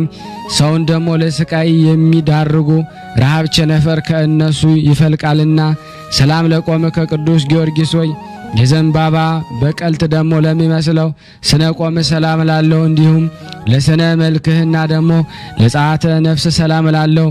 ተአምር ሰሪው ጊዮርጊስ ሆይ የማስተዋልና የጥበብ መከታ ደግሞ ነህና ደመና ዝናማት እንደሚያዘን ፍጹም የሆነ የሕይወትን መንፈስ ከፈጣሪ ዘንድ ላክልኝ። ሰላም ለግንዘተ ስጋከ ቅዱስ ጊዮርጊስ ሆይ መካነ መቃብሩ በልዳ አገር ለሚገኘው ግንዘተ ስጋ ሰላም እላለሁ። ከድንግል ማርያም ፍልሰተ ጋራ ለሚተባበረው ፍልሰትህም ሰላም እላለሁ። ተአምር ሰሪው ሰማዕት ሆይ ደግሞ የእልፍ አእላፍ ኃይል አለቃ እንደመሆንህ መጠን ህብረ መልኳ ደግሞ መስታወት ጠፈሯ ደግሞ መብረቅ ወደ ሆነው ብርሃናዊት አዳራሽ በረድኤትህ ነጥቀህ ደግሞ አስገባኝ። አኮ ቅዱስ ጊዮርጊስ ሆይ መጽሐፍትንና ድርሳናትን በማብዛት ሳይሆን በጥቂት ቃላት ብቻ የአንደበት ምስጋናን አቀርብልሃለሁ። ተአምር ሰሪው ሰማዕት ሆይ ፈዋሴ ድውያን ደግሞ እንደመሆን ከወፍ በሽታ ፈውሰህም የምታድነህና ልመናዬን ጸሎቴን ዘወትር ቸል ሳትል ስማኝ። ከሱ በሺህ የሚቆጠሩ ልዩ ልዩ ነገሮችን ይተላለፋሉና። ሰላም ለከ ዘልዳው ጊዮርጊስ ሆይ ለአንተ ሰላምታ ይገባል። ፈረሰኛው ጊዮርጊስ ሆይ ሰላምታ ይገባል። የተወደደው ልጇ የኢየሱስ ክርስቶስና የድንግል ማርያም እውነተኛው ምስክር ሆይ ሰላምታ ይገባሃል። የጥበብ መገኛው አዳራሽ ሆይ ሰላምታ ይገባሃል። ሰላም ለከ ቅዱስ ጊዮርጊስ ሆይ ስለ ኢየሱስ ክርስቶስ ምስክርነት ልዩ ልዩ ስቃዮችን የታገስክ ጊዮርጊስ ሆይ ሰላምታ ይገባሃል። ስጋ ለአራት ለስድስት ክፍል የተከፋፈለው ጊዮርጊስ ሆይ ናርዶስ ከሚባል የሽቱ አበባ ይልቅ መዓዛው ሃይማኖት ይጥመኛልና ሰላምታ ይገባል። ሰላም ለከ ቅዱስ ጊዮርጊስ ሆይ ጥበብ አሳደገች፣ ማደሪያዋም ደግሞ አደረገች። በተሰጠህም ቃል አእምሮ በሴትዮዋ ላይ ደግሞ ያደረውን ጸላኤ ሰናይ አስወጥተህ ሰደድክ። ጊዮርጊስ ሆይ ስለዚህ ስምንታ ተባልክ። ሰላም ለከ ቅዱስ ጊዮርጊስ ሆይ የመታሰቢያ ዜና እጅግ ለሚመስጠው ለሚጥመው ደግሞ ፈጽመው ደግሞ ለሚያምረው ሰላምታ ይገባል። ጼና መዓዛ ከዱር አበባዎች ይልቅ የጣፈጠ ነው። ቅዱስ ጊዮርጊስ ሆይ እንቁ ባህሪ ነክ እኮን። ሰላም ለከ ቅዱስ ጊዮርጊስ ሆይ ስለ ቀናችሁ ሃይማኖት ነፍስን አሳልፈ የሰጠህ ጊዮርጊስ ሆይ ሰላምታ ይገባሃል። ጊዮርጊስ ሆይ በልዩ ልዩ ቅመም ተቀምመው ከተሰራ ሽቱ ይልቅ በብዙ ዋጋ ደግሞ የማይገኝ መዓዛው የጣፈጠ ሽቱ አንተ ነህና ሰላም ለከ ቅዱስ ጊዮርጊስ ሆይ የዘንባባ በቀልት ለሚመስለው ስነ ቆም ሰላም ላለው ሰማዕቱ ጊዮርጊስ ሆይ አዕዋፈ ገነት በአንተ ጥላ ስር ይጠለላሉ። እኒህም በጌታ በኢየሱስ ክርስቶስ ስም አሳምነ ያጠመካቸው ልብሰ ጥምቀትን የተላበሱ ምእመናን ናቸው። ሰላም ለከ ቅዱስ ጊዮርጊስ በአፌ ብቻ ሳይሆን ከልቤ ወድሃለሁና ሰላም እልሃለሁ። ስለዚህ አባት ሆይ ምስጋናዬን አታቃልብኝ፣ ተቀብለ ዋጋዬን አሰጠኝ እንጂ ለኔ የደሃው ወርቄ አንተ ጊዮርጊስ ነህና። ሰላም ቅዱስ ጊዮርጊስ የማርያም አገልጋይ ጊዮርጊስ ሆይ ሰላም እንልሃለን። ከጽጌረዳ አበባ ይልቅ መዓዛ ሃይማኖት ለሚጣፈጠው ጊዮርጊስ ሆይ ሰላም እንልሃለን። የልዳው ኮከብ ጊዮርጊስ ሆይ ሰላም እንልሃለን። ሰላም ለሀገርህ ቅዱስ ጊዮርጊስ ሆይ ሰላም ለሀገሩ፣ ሰላም ለደብሩ፣ ሰላም ለመቃብሩ። የአምባ ላይ ፈረሱ እግሩ በቆመበት በዚያ በከናፈሮቹ ይሳሙኝ፣ ወደ ሀገሩም ይውሰደኝ። የቅዱስ ጊዮርጊስ ፍቅሩ እጅግ አስጨንቆኛልና። ኦ ፍጡነ ረድኤት ለደካማው ለብርቱም ረዳት ፈጥነ የምትደርስለት ጊዮርጊስ ሆይ ደግነት በጎነት ከመጠን በላይ ነውና እኮን በአማላጅነት የሚተማመኑትን ሁሉ ነፍስ ዋስ ጠበቃነ እኮን ከቂም በቀል ንጹሕ በመሆን እንደ ክብርት እመቤታችን እንደ ማርያም ርኅሩህ ልብ ነህና። ኦ ፍጡነ ረድኤት ጊዮርጊስ ሆይ ከላይ ባለ በሰማይ ከታች ባለ በምድር በብዙ ወገን ለእርዳታ ፈጥነ እንደ ደረስ የኤፍራታ ርግብ የተባልክ እንደ እመቤታችን ማርያም ነው እኮን። በመሆኑ በእናት ቴዎብስታ ስም ደግሞ እንደ ስምህ መንታነት የባለሟልነት ስምህን ትሰጥ ዘንድ ቃል ኪዳን እንድትገባልኝ ማለዳለሁ። ኦ ፍጡነ ረድኤት ቅዱስ ጊዮርጊስ ሆይ አንተን በመታመን ለጠራ ሁሉ ፈጥነ ስትደርስ ካውሎ ንፋስ ይልቅ በተፋጠነ ሩጫ ነው እኮን። ጊዮርጊስ ሆይ የዘወትር ጸሎቴን የቃሌንም ልመና ጩኸት ትቀበል ዘንድ ለይቅርታና ምሕረት ፈጥነ ወደ እኔ ትቀርብ ዘንድ። ኦ ፍጡነ ረድኤት ፈጥኖ ደራሹ ጊዮርጊስ ሆይ ለጠላቴ መሳቂያ አታደርገኝ፣ ለሚተነኳኮሉኝም መሰደቢያ አታደርገኝ፣ ከክፉ ጎረቤቶችም መዘባበቻ አታደርገኝ። አባቴ ጊዮርጊስ ሆይ የልቤን ሐዘን ስነግር ደግሞ ፈጥነህ ጸሎቴን ስማኝ። ነገሬን አድምጥ፣ ያዘኑትን የምታረጋጋ ሆይ ወደ እኔ ቅረብ፣ ደግሞ በአጠገብ ተገኝተ ደግሞ አለሁልህ በለኝ። ኦ ፍጡነ ረድኤት ፈጥኖ ደራሽ ጊዮርጊስ ሆይ አሁንም ለጠላቴ መሳቂያ አታደርገኝ። አባቴ ጊዮርጊስ ሆይ የምነግርህን ባለመናቅ ተቀብለህ ልጄ፣ ወዳጄ፣ አገልጋዬ፣ ታዛዤ ደረስኩልህ በለኝ። ኦ ፍጡነ ረድኤት ፈጥኖ ደራሽ ጊዮርጊስ ሆይ እንደ ወይን ጠጅ ልብን ደስ የምታሰኝ ነህ እኮን። ሐዘንን ታስረሳለህና ቅዱስ ጊዮርጊስ ሆይ ልመናችንን ፈጥነ ስማ። በባህር ላይ የምናሳፍፈውን ደሞ በየብስ የምንነጉደውን ሁሉ ፈጥነህ እርዳን። እምነታችንን በአንተ ላይ አድርገናልና ኦ ፍጡነ ረድኤት የእግዚአብሔር እውነተኛ ምስክሩ ፈጥኖ ደራሽ ሰማዕት ኃያሉ ጊዮርጊስ ሆይ በየዕለቱ እርዳታ አይለየኝ። የዚህ ዓለም ነጋዴ ያለ ትርፍ መውጣት መውረድ ከንቱ ድካም ነውና አፍጣኒ ተረድኤት በችግርና በመከራ ጊዜ ደሞ ከዓይን ጥቅሻ ይልቅ ደሞ ለእርዳታ ፈጥነህ ደሞ የምትደርስ ማርያም ሆይ በላባ ቤት ደሞ ሳለ ያዕቆብ ረዳቱ አንቺ ነበርሽና እኮን ድንግል ሆይ ደሞ በፍጹም ሐሳቧ በፍጹም ልቦናዋ አንቺን ደሞ የማትወድ ሰውነቷ ከወገኖቿ ተለይታ ትጥፋ ትደምሰስ። አሜን። ምንተኑ እመቤቴ ማርያም ሆይ ደሞ ስላደረግሽልኝ ውለታ ሁሉ ከቶ ምን አይነት ዋጋ ነው የምከፍልሽ? ቸርነትን የምትወጅ እመቤቴ ሆይ የኔን ኃጥ ብትከታተይ ለአንዲት ደቂቃ እንኳ መቆየት ባልቻልኩ ነበረ። ቸርነትሽ አማላጅነትሽ ይደረግልኝ። ሃይማኖተ ስሉስ ቅዱስ ጊዮርጊስ ሆይ የስሉስ ቅዱስ ሃይማኖት ስታስተምር ከአላውያን ነገስታት ጋራ ለ7 ዓመታት የተጋደልክ ታላቅ አርበኛ ነህ እኮን። ኃያሉ ቅዱስ ጊዮርጊስ ሆይ ድካም የማይሰማ ትጉህ ገበሬ ነህና ዳግመኛም እንዳይጥሉኝ ደሞ እንዳይተነኳኮሉኝ ጠላቶችን እንደ ጢሳትነህ እንደ ጉማብነህ ፈጥነህ አጥፋቸው።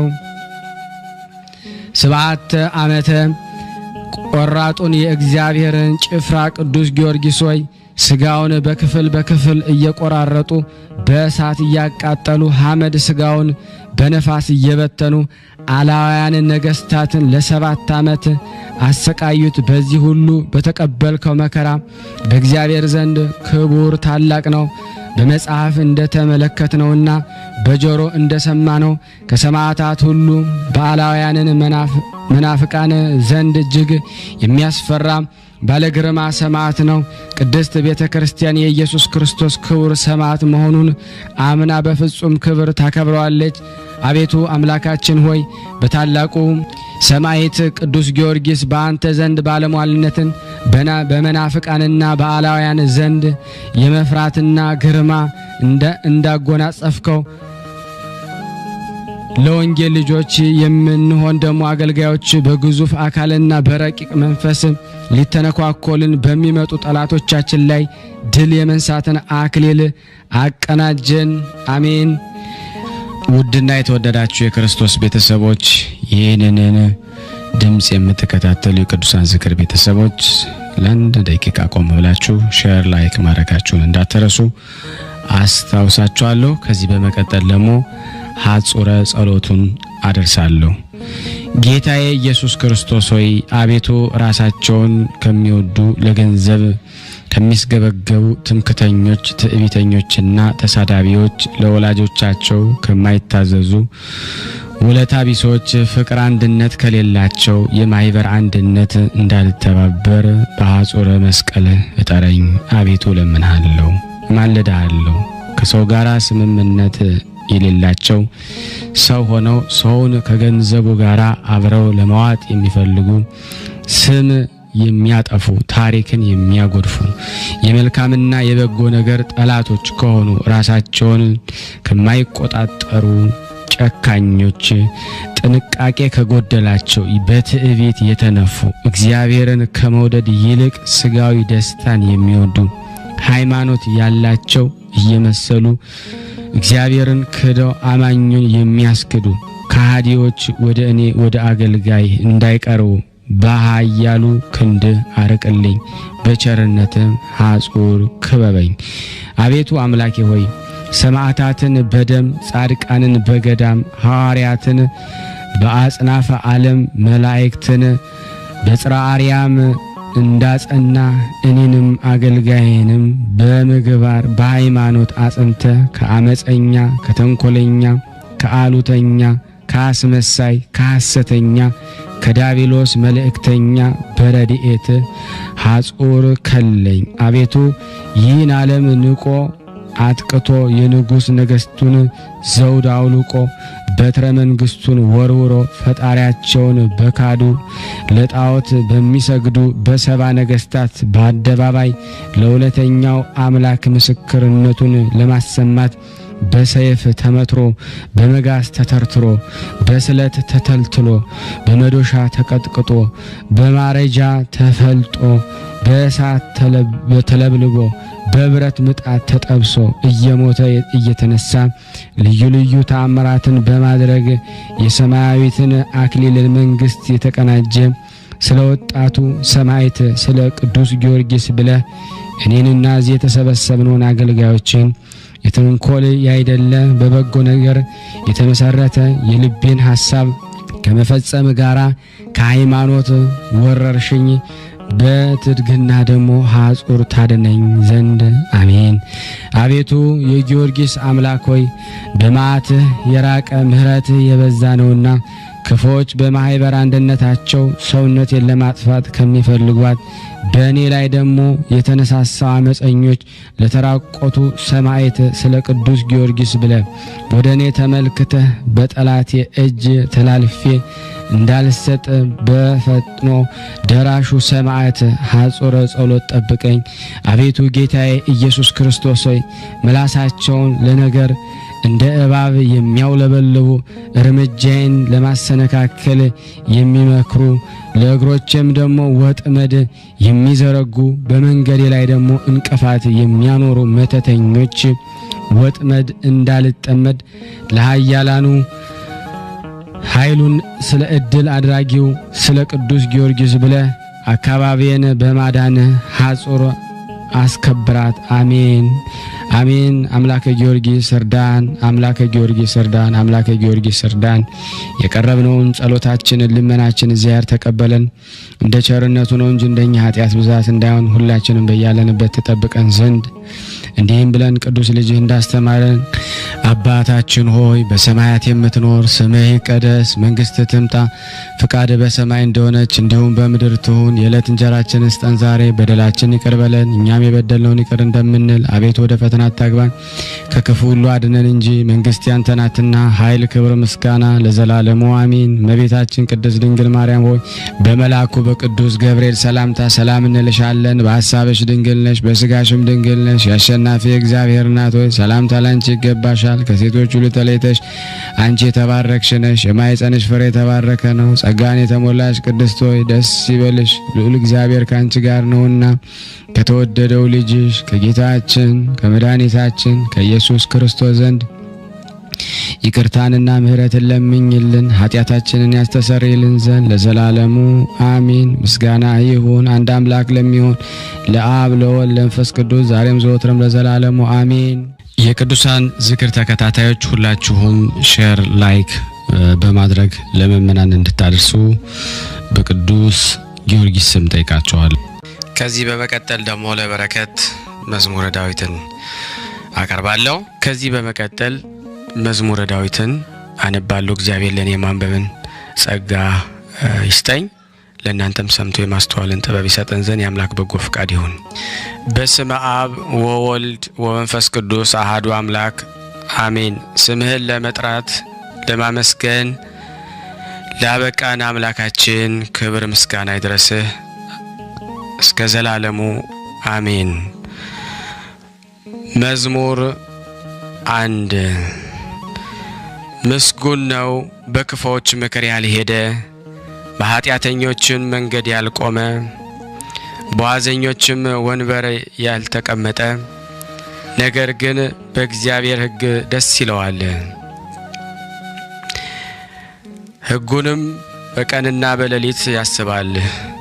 እርሱም በውሃ ፈሳሾች ዳር እንደተተከለች ፍሬዋን በየጊዜዋ እንደምትሰጥ ቅጠሏም እንደማይረግፍ ዛፍ ይሆናል።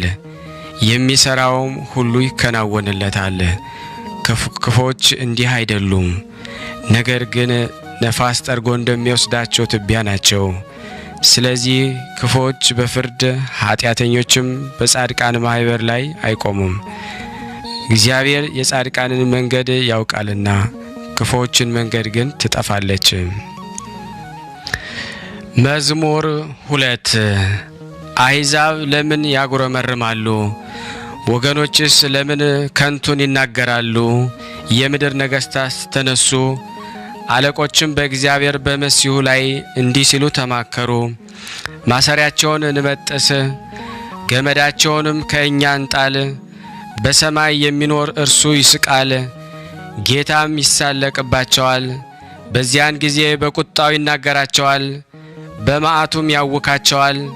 እኔ ግን ንጉሴን ሾምኩ፣ በተቀደሰው ተራራ በጽዮን ላይ ትእዛዙን እናገራለሁ። እግዚአብሔር አለኝ፣ አንተ ልጄ ነህ፣ እኔ ዛሬ ወለድኩህ። ለምነኝ፣ አሕዛብን ለርስትህ፣ የምድርን ዳርቻ ለግዛት እሰጣለሁ።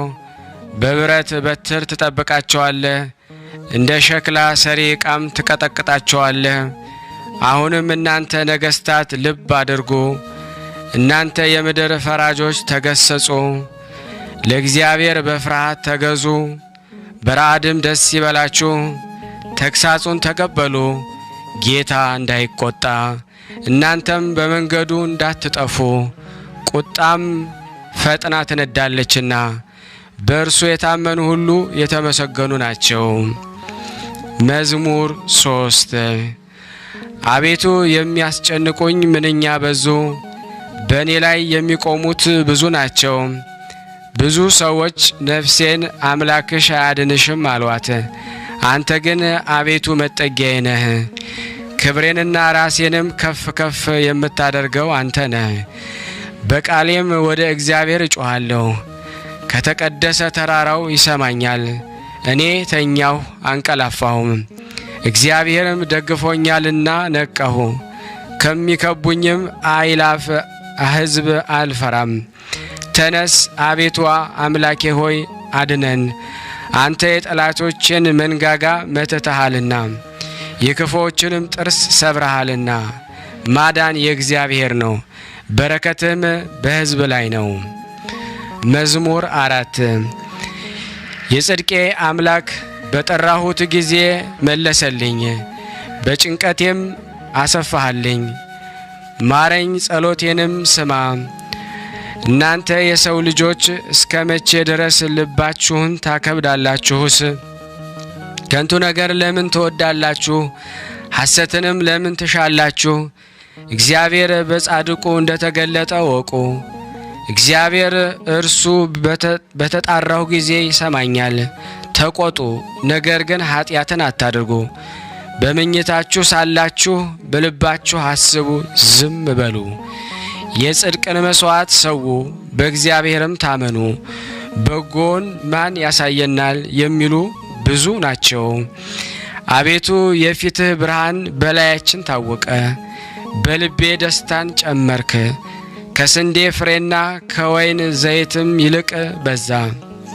በሰላም እተኛለሁ አንቀላፋለሁም። አቤቱ አንተ ብቻህን በእምነት አሳደጋኸኛልና። መዝሙር 5 አቤቱ ቃሌን አድምጥ፣ ጩኸቴንም አስተውል፣ የልመናዬን ቃል አድምጥ። ንጉሴና አምላኬ ሆይ አቤቱ ወደ አንተ ጸልያለሁና በማለዳ ድምፄን ትሰማለህ። በማለዳ በፊትህ ቆማለሁ እጠብቃለሁም። አንተ በደሌን የማትወድ አምላክ ነህና ክፉ ከአንተ ጋር አያድርም። በከንቱ የሚመኩ በዓይኖች ፊት አይኖሩም። ክፉ አድራጊዎችን ሁሉ ጠላ። ሐሰትን የሚናገሩትን ታጠፋቸዋለህ። ደም አፍሳሾችን ሸንጋዩን ሰው እግዚአብሔር ይጸየፈዋል። እኔ ግን በምሕረት ብዛት ወደ ቤትህ እገባለሁ። አንተን በመፍራት ወደ ቅድስና መቅደስ እሰግዳለሁ። አቤቱ ስለ ጠላቶች በጽድቅህ ምራኝ፣ መንገዴን በፊትህ አቅና። በአፋቸው እውነት የለምና ልባቸውም ከንቱ ነው። ጉሮሯቸው የተከፈተ መቃብር ነው፣ በምላሳቸው ይሸነግላሉ። አቤቱ ፍረድባቸው፣ በምክራቸውም ይውደቁ። ስለ ክፋታቸው ብዛት አሳደዳቸው፣ እነርሱ አምፀውብሃልና። በአንተ የሚታመኑት ሁሉ ግን ደስ ይላቸዋል፣ ለዘላለሙ ደስ ይላቸዋል። እነርሱንም ትጠብቃለህ። ስምህንም የሚወዱ ሁሉ በአንተ ይመካሉ። አንተ ጻድቁን ትባርከዋለህና። አቤቱ እንደ ጋሻ በሞገስ ከለልኸን። መዝሙር 6 አቤቱ በቁጣ አትቅሰፈኝ፣ በመዓትህም አትገስጸኝ። ድውይ ነኝና አቤቱ ማረኝ። አጥንቶቼ ታውከዋልና ፈውሰኝ። ነፍሴም እጅግ ታወከች። አንተም አቤቱ እስከ መቼ ድረስ ነው? አቤቱ ተመለስ፣ ነፍሴንም አድናት። ስለ ቸርነትህም አድነኝ። በሞት የሚያስብህ የለምና በሲኦልም የሚያመሰግንህ ማን ነው? በጭንቀቴ ደክሜያለሁ። ሌሊቱን ሁሉ አልጋዬን አጥባለሁ፣ በእንባዬም መኝታዬን አርሳለሁ። ዓይኔ ከቁጣ እንባ የተነሳ ታወከች፣ ከጠላቶቼ ሁሉ የተነሳ አረጀሁ። አመፃን የምታደርጉ ሁሉ ከእኔ ራቁ። እግዚአብሔር የለቅሶዬን ቃል ሰምቷልና፣ እግዚአብሔር ልመናዬን ሰማኝ። እግዚአብሔር ጸሎቴን ተቀበለ። ጠላቶቼ ሁሉ ይፈሩ፣ እጅግም ይጎስቁሉ። ወደ ኋላቸው ይመለሱ፣ በፍጥነትም ይፍሩ። እንዘምርም አለን። ስብሃት ለአብ፣ ስብሃት ለወልድ፣ ስብሃት ለመንፈስ ቅዱስ ለዓለም ወለዓለም ዓለም አሜን። አሜን አሜን። ያቀረብነውን ጸሎታችን ልመናችን እግዚአብሔር ይቀበለን። ለሀገራችንም ሰላሙን ፍቅሩን ይመልስልን። ለታመሙትን ፈውስ፣ ለሁላችንም ከቅዱሳኑ በረከት እንዲያሳትፈን ከፊታችን ያለውን ዓመት በዓል የሰላም የጤና ዓመት ያደርግልን ዘንድ የሱ በጎ ፍቃድ እንዲሆን ሁላችን በአንድነት አባታችን ሆይ እንበል። አባታችን ሆይ በሰማያት የምትኖር ስምህ ይቀደስ፣ መንግስትህ ትምጣ፣ ፍቃድህ በሰማይ እንደሆነች እንዲሁም በምድር ትሁን። የዕለት እንጀራችንን ስጠን ዛሬ፣ በደላችን ይቅር በለን እኛም የበደልነውን ይቅር እንደምንል። አቤቱ ወደ ፈተና አታግባን ከክፉ ሁሉ አድነን እንጂ መንግስት ያንተ ናትና ኃይል፣ ክብር፣ ምስጋና ለዘላለሙ አሜን። እመቤታችን ቅድስት ድንግል ማርያም ሆይ በመልአኩ በቅዱስ ገብርኤል ሰላምታ ሰላም እንልሻለን። በሐሳብሽ ድንግል ነሽ፣ በስጋሽም ድንግል ነሽ። የአሸናፊ እግዚአብሔር እናት ሆይ ሰላምታ ላንቺ ይገባሻል። ሴቶች ሁሉ ተለይተሽ አንቺ የተባረክሽ ነሽ፣ የማኅፀንሽ ፍሬ የተባረከ ነው። ጸጋን የተሞላሽ ቅድስት ሆይ ደስ ይበልሽ፣ ልዑል እግዚአብሔር ካንቺ ጋር ነውና ከተወደደው ልጅሽ ከጌታችን ከመድኃኒታችን ከኢየሱስ ክርስቶስ ዘንድ ይቅርታና ምሕረትን ለምኝልን ኃጢአታችንን ያስተሰርይልን ዘንድ ለዘላለሙ አሜን። ምስጋና ይሁን አንድ አምላክ ለሚሆን ለአብ ለወልድ ለመንፈስ ቅዱስ ዛሬም ዘወትርም ለዘላለሙ አሜን። ውድና የተወደዳችሁ የቅዱሳን ዝክር ተከታታዮች ይህንን ምስል ድምጽ የምትሰሙ በሙሉ ቆም ብላችሁ ላይክ ያላረጋችሁ ላይክ በማድረግ ሼር ያላደረጋችሁ ወደ ዋትስአፕ፣ ወደ ቴሌግራም፣ ወደ ሜሴንጀር፣ ወደ ሁሉም ቦታ ለምእመናን 1 ደቂቃ 2 ደቂቃ ውስጣችሁ ሼር በማድረግ ሰብስክራይብ ያላደረጋችሁ ሰብስክራይብ ያደረጋችሁ ይህን ቻናል ተደግፉን ዘንድ በቅዱስ ዳዊት ስም ሁላችሁንም ጠይቃችኋለሁ። ከዚህ በመቀጠል ደግሞ ስንክሳር ዘወርኀ ታኅሳስ 23 ቀን የሚነበበውን በሥላሴ ስም አነባለሁ። አንድ አምላክ በሆነ በአብ በወልድ በመንፈስ ቅዱስ ስም ታኅሳስ 23 በዚህ ቀን የዚህ የቅዱስ አባት ወላጆቹ በዚህ ቀን የከበረ ታጋይ አባት ገዳማዊ አባ ጢሞቴዎስ አረፈ። የዚህም ቅዱስ አባት ወላጆቹ እግዚአብሔርን የሚፈሩ ናቸው። የቤተ ክርስቲያንም ትምህርት እያስተማሩ አሳደጉት። የምንኩስናንም ልብስ ሊለብስ ሽቶ ከአባቱ ዘንድ ወጥቶ ወደ አንድ ገዳም ሄዶ በዚያም የሚኖር ሆነ። በውስጧም መነኮሰ። ከዚህ በኋላ የተራቡ ድሆችን መጻተኞችን ተቀብሎ ይመገባቸው ዘንድ በገዳሙ አቅራቢያ ለብቻው መኖርን አሰበ። ከገዳሙም ወጥቶ ማደሪያውን ሰራ። እየተጋደለና እጅ ስራውንም እየሰራ በውስጡ 5 ዓመት ያህል ኖረ። የበጎ ሥራ ጠላት ሰይጣንም ከእርሱ እጅ ስራውንም ትገዛ ዘንድ በምክንያት ጋለሞታ ሴትን ወደ እርሱ አመጣ። ብዙ ጊዜ ወደ እርሱ ከመመላለሷ የተነሳ የኃጢአት ፍቅር አድሮባቸው በመብል ጊዜ በአንድነት የሚበሉ ሆኑ። ከዚህ በኋላ ከእርሷ ጋር በኃጢአት ወደቀና በኃጢአት ሥራ ውስጥ 7 ወር ያህል ኖረ። በዚያን ጊዜ እግዚአብሔር እርሱንም ፈጽሞ አልጠላቸውም። የሞትን ጊዜ በምታስፈራና በምታስደነግጥ ቀን በንጉሥ ነገሥት ኢየሱስ ክርስቶስ ፊት መቆምን አሳሰባቸው እንጂ። ከዚያም ቦታ ተነስቶ ጥቅጥቅ ካለ ዱር ውስጥ ገባ። ልዑል እግዚአብሔር መርቶታልና በዚያችም ጣፋጭ የውሃ ምንጭና ተምር አለ። በዚያም ቦታ እየተጋደለ ብዙ ዘመን ኖረ። ከዚህ በኋላ ሰይጣን በእርሱ ቀንቶ አስጨናቂ የሆነ የሆድ በሽታ መጣበት። ከሕመሙም ጽናት የተነሳ በግንባሩ በምድር ላይ ወደቀ። ወድቆ ሆኖ ኖረ። እርሱም ሲጸልይ ነፍሱን እንዲህ ይላት ነበር፣ ነፍሴ ሆይ ይህ የሰራሽው የኃጢአት ፍሬ ነውና በዚህ ደዌ ላይ ታገሺ። በዚህ ሕመም 4 ዓመት ኖረ። ከዚህ በኋላ መሐሪና ይቅር ባይ እግዚአብሔር ራራለት፣ መልአኩንም ላከለት። እርሱም በእጁ ሆዱን አሸው፣ ጎኑንም በጣቱ ሰነጠቀ፣ ጨጓራውን አንጀቱንም አጸዳ። ከዚህ በኋላ ወደ ቦታው መልሶ እንደ ቀድሞ አያይዞ አዳነው። እነሆ እንዲህ ጤነኛ ሆንክ፣ ዳግመኛም አትበድል፣ ከዚህ የክፉ እንዳይደርስብህም አለው። በበረሃም ውስጥ እየተጋደለ 40 ዓመት ኖረ። ከዚህ በፊት በገዳም 17 ዓመት በዋሻው 10 ዓመት ኖሯል። በዚህ በረዥም ዘመን ከልብስ የተራቆተ ነው። ልዑል እግዚአብሔርም የራሱን ጠጉር አስረዘመለት፣ በእርሱም በፊቱም በኋላውም ተሸፈነበት። ለዚህ አባት ስለ አገልግሎቱ፣ ስለ ተጋድሎ፣ ስለ በጎ አምልኮቱ አራዊት እስከሚጎበኙት የእግሩን ትቢያ እስከሚለሱ ድረስ ታላቅ ጸጋ ተሰጠው። እግዚአብሔርንም ካገለገለ በኋላ አክሊሉን እንደተሸከመ በሰላም አረፈ። ለእግዚአብሔር ምስጋና ይሁን። እኛንም በዚህ አባት ጸሎት ይማረን። በረከቱ ከኔና ከእናንተ ከሁላችን ሕዝበ ክርስቲያን ላይ ጸንቶ ለዘላለሙ ይኑር አሜን። ያላሰተ በዚህ ቀን የእሴይ ልጅ ዳዊት ንጉሥ አረፈ። ይህም ከብንያም ነገድ የቄስ ልጅ ሳኦል ከነገሰ በኋላ በእስራኤል ላይ የነገሰ ነው። ይህም ንጉሥ ዳዊት በእግዚአብሔር ፊት መልካም ጉዞን የተጓዘ ከእስራኤልም ነገሥታት ሁሉ እውነተኛ ፍርድን ያደረገ ነው። እርሱም ሀገሩ ቤተልሔም የሆነች ከይሁዳ ነገድ ነው። ሳኦልም የእግዚአብሔርን ትእዛዝ በተላለፈ ጊዜ ለእስራኤል ንጉሥ ይሆን ዘንድ መረጠው። ነቢይ ሳሙኤልንም ቅብአ መንግሥትን የእስየን ልጅ ይቀባ ዘንድ ላከው።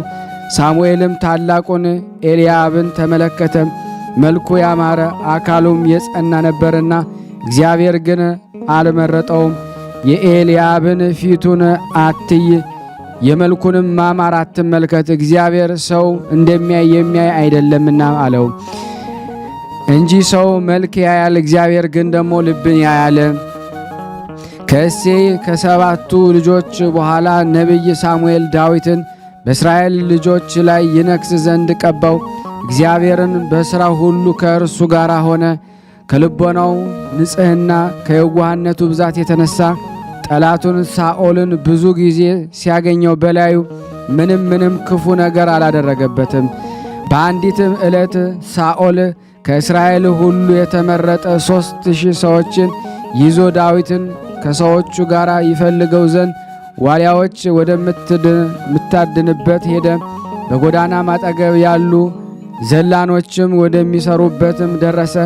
በዚያም ዋሻ ነበረ። ሳኦልም ይናፈስ ዘንድ ወደዚያ ዋሻ ገባ። አሽከሮችና ዳዊትም በዚያ ዋሻ ውስጥ ተቀምጠው ነበረ። ዳዊት ተነስቶ ቀስ ብሎ ከልብሱ ጫፍ ቆረጠ። በሁለተኛም ጊዜ በድንክ አልጋ ላይ ተኝቶ ወዳለበት ከአቢሳ ጋር ገብቶ በራስጌው ጦርንና ውሃን ያለበትን ረዋቱን ይዞ ተመልሶ ሄደ። ክፉ ነገርም አላደረገበትም። ሰዎችም ጠላትህ ሳኦልን ግደለው ባሉት ጊዜ እግዚአብሔር በቀባው ላይ እጄን አልዘረጋም አይገባኝም ብሎ መለሰላቸው። ስለ ሳኦል መገደል አንድ ሰው በነገረው ጊዜ ዳዊትም ያንን ሰው ማን ገደለው አለው። ሰውየውም እኔ ገደልኩት አለው። ዳዊትም እጅግ አዘነ፣ ልብሱንም ቀደደ። ያንን ሳኦልን እኔ ገደልኩት ያለውን ሰው ገደለው። እግዚአብሔር በዚህ በጻድቅ ዳዊት ልብ ብዙ ትሩፋትን፣ ትሕትናን፣ የዋህነትን፣ ቅንነትን፣ ትዕግስትን፣ ፍቅርን አከማቸ። ክብር ያለው ንጉሥ ሲሆን ራሱን ውሻ፣ ትል፣ እንስሳ አድርጎ ይጠራል። ስለዚህም ከምድር ነገሥታት ሁሉ ከፍ ከፍ አደረገው። እንዲህም ብሎ አመሰገነው፣ የእሴይን ልጅ ዳዊትን እንደ ልቤ ሆኖ አገኘሁት፣ ፍቃዴንም ሁሉ የሚያደርግ ታማኝ ሰውም ነውና። እግዚአብሔር የእስራኤል ልጆች ኢየሩሳሌምን ስለ ዳዊት ደግነት ብዙ ጊዜ ጠበቃቸው። እርሱ ካለፈ በኋላም በነቢያቶች አንደበት አከበረው፣ ነገሥታትንም ከእርሱ ጋር አደረገ። እርሱም በሁሉ ዓለም የታወቀ የመዝሙሩን መጽሐፍ ደረሰ። ይኸውም በእሰይ ጣና ላይ ጋሻና ጦርን የሆነ መልካም ቃልንም የተመላ በሰማይና በምድርም ያሉ በእርሱ እግዚአብሔርን የሚያመሰግኑበት ነው። የዳዊትም ፊቱ እንደ ሮማን ቀይ ነው። ቁመቱም በመካከለኛው የሆነ አካሉም የጸና ብርቱ ነበረ። ታናሽ ብላቴና ሆኖ ሳለ እርሱ የአባቱን በጎች ሲጠብቅ አንበሳ ወይም ተኩላ መጥቶ ከመንጋው ውስጥ በግ ነጥቆ በሚወስድ ጊዜ ተከትሎ ገድሎ ደግሞ ከአፉ ያስጥለው ነበረ። ሊጣላውን ቢነሳበትም ጉሮሮውን ይዞ ይሰነጥቀዋል። ከፍልስጤማውያን ጋር ሰልፍ በሆነ ጊዜ ብርቱ ሰው ስሙ ጎልያድ የሚባል ከጌታ ሰዎች የተወለዱ ቁመቱ 6 ክንድ ከስንዝር የሆነ ከኢሎፌላውያን ሰፈር ወጣ። በእርሱ ላይ የነሐስ በርወርቴ ደፍቷል። የነሐስ ጥሩርም ለብሷል። በእርሱ ላይ ያለ የብረቱና የነሐሱ ሁሉ ሚዛን 5000 ወቄት ነበረ።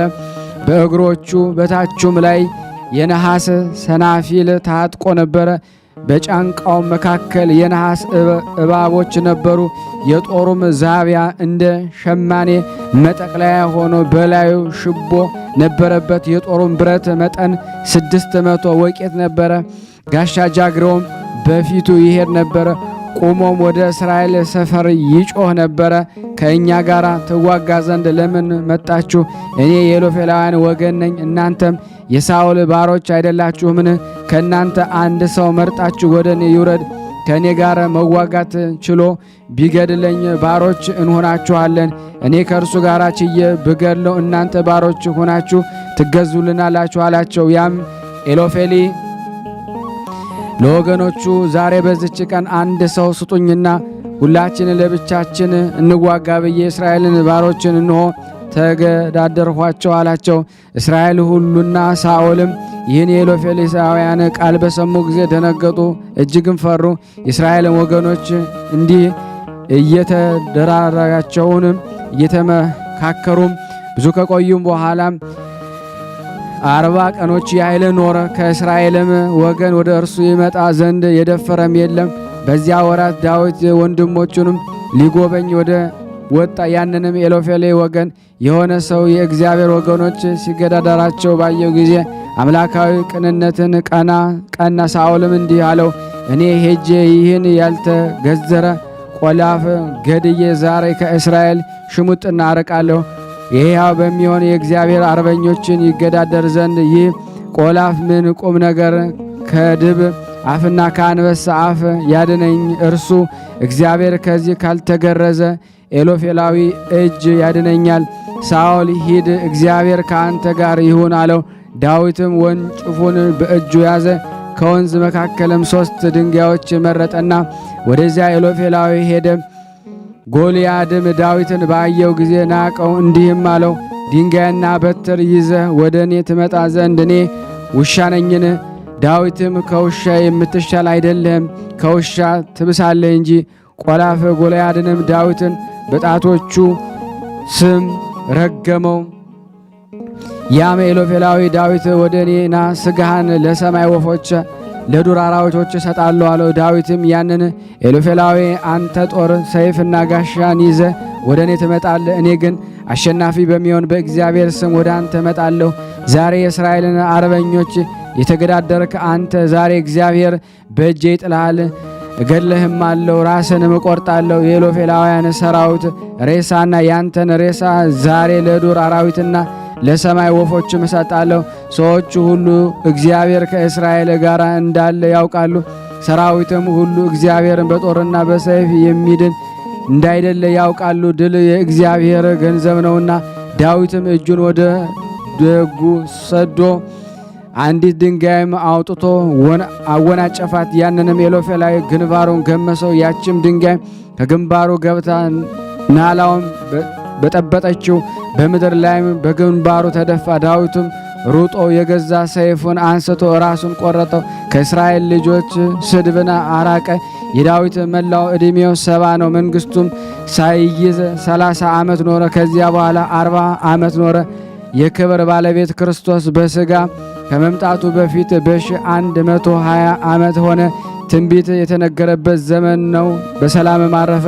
ለእግዚአብሔር ምስጋና ይሁን። እኛንም በጸሎት ይማረን። በረከቱ ከኔና ከእናንተ ከሁላችን ሕዝበ ክርስቲያን ላይ ጸንቶ ለዘላለሙ ይኑር አሜን። በዚች ቀን የቅዱሳን የአባ ሳሙኤል፣ የአባ ስምዖን፣ የአባ ገብርኤል የእረፍታቸው መታሰቢያ ነው። ይህም መነኩሴ አባ ሳሙኤል ባህታዊ ሆኖ ቀርጣሚን በምትባል አገር ጎን የሚኖር ነው። በዚያም አቅራፎስ የሚባል ሰማዕት አጽም አለ። እርሱም ጸሎቱን ሲጀምር ሲፈጽምም ከአጽሙ ይባረካል ወይም ይሳለማል። የሰሊባ የሚባል አንድ መነኮስ ነበረ። ስምዖን የሚባልም ልጅ አለው። ልጁም ለሞት የሚያበቃ ደዌ ታመመ። አባቱም በልጄ ላይ ይጸልይ ዘንድ ወደ አባ ሳሙኤል ላከ። እርሱም ሲጸልይ ከሞተ በኋላ አስነሳው። ያም ልጅ አባ ሳሙኤልን የሚከተል ደቀ መዝሙር ሆነ። መነኮሱም በገድል ተጠመደ። በአንዲት ቀን ውሃ ሊቀዳ እንስራ ይዞ ሄደ። ሰይጣንም እንስራውን ሰበረበት። ለአባ ሳሙኤልም በነገረው ጊዜ ውሃውን ይመላበት ዘንድ የወይን ማስቀመጫ መሶብን ሰጠው። ውሃም ሳይቀዳ 10 ዓመት ኖረ። ከዚህም በኋላ ሰይጣን ሰበረውና ውሃውን ፈሰሰ። ለአባ ሳሙኤል በነገረው ጊዜ ወደ ሌላ ቦታ ሂዶ ታናሽ የጸሎት ቤትም ሰርተው በዚያም ተቀመጡ። ከዚህ በኋላ የእግዚአብሔር መልአክ በሕልም ተገለጸላቸው። ቤተ ክርስቲያንም ይሰሩ ዘንድ አዘዛቸው። ንጉሥ አንስጣስዮስም መጥቶ ታላቅ ቤተ ክርስቲያንን ሰራላቸው። ለመነኮሳትም 500 ቤቶችን ሰራ። አባ ሳሙኤልም ባረጀና በተጋድሎ ብዛትም በደከመ ጊዜ ልጆቹን በልጁ በስምዖን እጅ ትቶ ወደ ወደደው እግዚአብሔር ሄደ። መነኮሳቱም 12,000 እስከሆኑ ድረስ እጅግ በዙ። በዚህም አባት ስምዖን ዘመን ተንሣኤ ሙታን የማያምን አንድ ከሃዲ ሰው ተነስ። አባ ስምዖንም በሞት ላይ ጸልዩ በፊት አስነሳው። ልቡም ከመጠራጠር ባልተመለሰ ጊዜ ሁለተኛ ወደ እግዚአብሔር ጸለየ። እሳትንም ከሰማይ አውርዶ ያንን ከሃዲ አቃጠለው። ከዚህ በኋላ ሸምግሎ በሰላም አረፈ። በመምህሩ መቃብር በክብር ተቀበረ። ከዚህ በኋላ አባ ገብርኤል አበምኔት ሆኖ ተሾመ። እርሱም ትሑትና የዋህ ነበረ። በልብሱም ውስጥ ማቅን መንቆር ይለብሳል። በእግሮቹም ውስጥ ጫማ አያስገባም። በክረምትም በበጋም ወደ ቤት አይገባም። በሰንበትም እስከ ሰንበት ይጾማል። ከእንጀራውም ያለ ጨው ያለ ወጥ ይበላል። ድንቅ ተአምራትን የሚያደርግ ሆነ። በአንዲትም ዕለት ደቀ መዝሙርቱ ለእንጀራ የሚሆን ቦሆ የሚያቦካበት ታላቅ የድንጋይ ገዳም ወደ ገዳሙ ሊያስገቡ ሽተው ሸክም የሚረዳቸው በአጡ ጊዜ አባ ገብርኤል ሰምቶ ከሰው አንድ እንኳ በገዳሙ ውስጥ እንዳይቀር ለመሸከም እንዲወጣ አወገዘ። 10,030 ያህል ሰዎችም ከሙታን ተነሱ። አባ ገብርኤልም አይቶ እናንተን ያልኩ አይደለም ሕያዋኑን ነው እንጂ አላቸው። በዚያም ጊዜ ወደ መቃብራቸው ተመለሱ። ከዕለታት በአንዱ ቀን ሰው ከአንድ መነኩሴም ዘንድ ወርቁን አደራ አኖረ። ወደ ሩቅ አገር ሄደ። በተመለሰ ጊዜ መነኩሴው ለረድኡ ሳይናገር ሙቶ ማገኘ። ረድኡንም ስለ ወርቅ ማስቀመጡን መምህሩን ያኖረበትን እንደማወቅ አስረዳው። አባ ገብርኤልም ወደ ሟች መቃብር ሄዶ ስለዚያ የወርቅ ጠየቀው። ሟቹም ያኖረበትን ስፍራ ነገረው። ባለገንዘብ እያደነቀ ገንዘቡን ይዞ ሄደ። ሰሊብ የሚባል ወዳጅ ነበረው። ሳይገናኙ ሞተ። አባ ገብርኤልን በሰማ ጊዜ ወደ መቃብሩ ሄዶ አለቀሰ። ጸሎቱን አድርጎ በክብር ባለቤት ጌታችን ኢየሱስ ክርስቶስ ስም ተነስ አለ። ድኖ ተነስቶ በ12 ዓመትም ኖረ። በዚህ አባት ዘመን ከሮም ነገሥታት በክርስቲያን ወገኖች ላይ ታላቅ ስደት ሆነ። ቁጥር የሌላቸው ምእመናን ተገደሉ። ከጥቂት ወራት በኋላ እስላሞች ነገሱ። ክርስቲያኖችም ከስደት ዳኑ። 80 ዓመት በሆነው ጊዜ በብዙ ተጋድሎ ከኖረ በኋላ በፍቅር አንድነት አረፈ። ለእግዚአብሔር ምስጋና ይሁን። እኛንም በሊህ ቅዱሳን ጸሎት ይማረን። በረከታቸው ከኔና ከእናንተ ከሁላችን ሕዝበ ክርስቲያን ላይ ጸንቶ ለዘላለሙ ይኑር አሜን። በዚህ ቀን የቅዱሳን የይስሐቅ፣ የአባ አሞን፣ የአባ አቡሊ፣ የመቃርስ አታካም፣ የፊሊጦስ፣ የመርቆሪዎስ መታሰቢያቸው ነው። በረከታቸው ከኔም ከእናንተ ጋር ከሁሉ ሕዝበ ክርስቲያን ላይ ጸንቶ ለዘላለሙ ይኑር አሜን።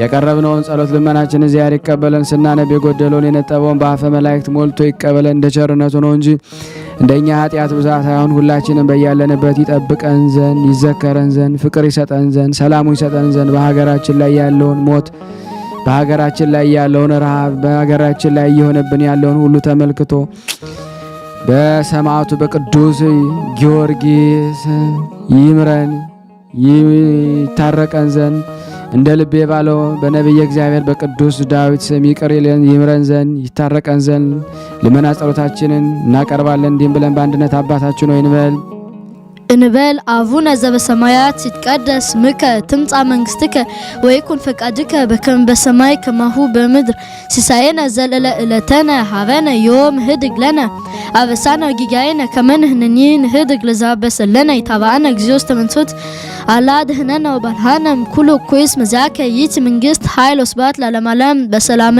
ቅዱስ ገብርኤል መልአክ ኦ እግዝእትየ ማርያም ሰላም ለኪ ድንግል በህሊናኪ ወድንግል በስጋኪ እመ እግዚአብሔር ጸባኦት ሰላም ለኪ ብርክት አንቲ እምአንስቶ ብሩክ ፍሬ ከርስኪ ተፈሥሒ ፍሥሕት ኦ ምልዕተ ጸጋ እግዚአብሔር ምስሌኪ ሳሊ ወጸልዪ ሀበ ፍቁር ወልድኪ ኢየሱስ ክርስቶስ ከመ ይስረይ ለነ ኃጣውኢነ አሜን አሜን። የአምላካችን ስም የተመሰገነ ይሁን። ሕፃናቱን ጸሎት ልመና እግዚአብሔር ይቀበለን፣ ማህበራችን ያስፋልን። ውድና የተወደዳችሁ የቅዱሳን ዝክር ተከታታዮች እንግዲህ ይህንን ምስል ሼር ላይክ ማድረግ ሁላችሁም ረስታችኋል፣ እያያችሁ ነው። ለብዙ ምእመናን ሊደርስ አልቻለም።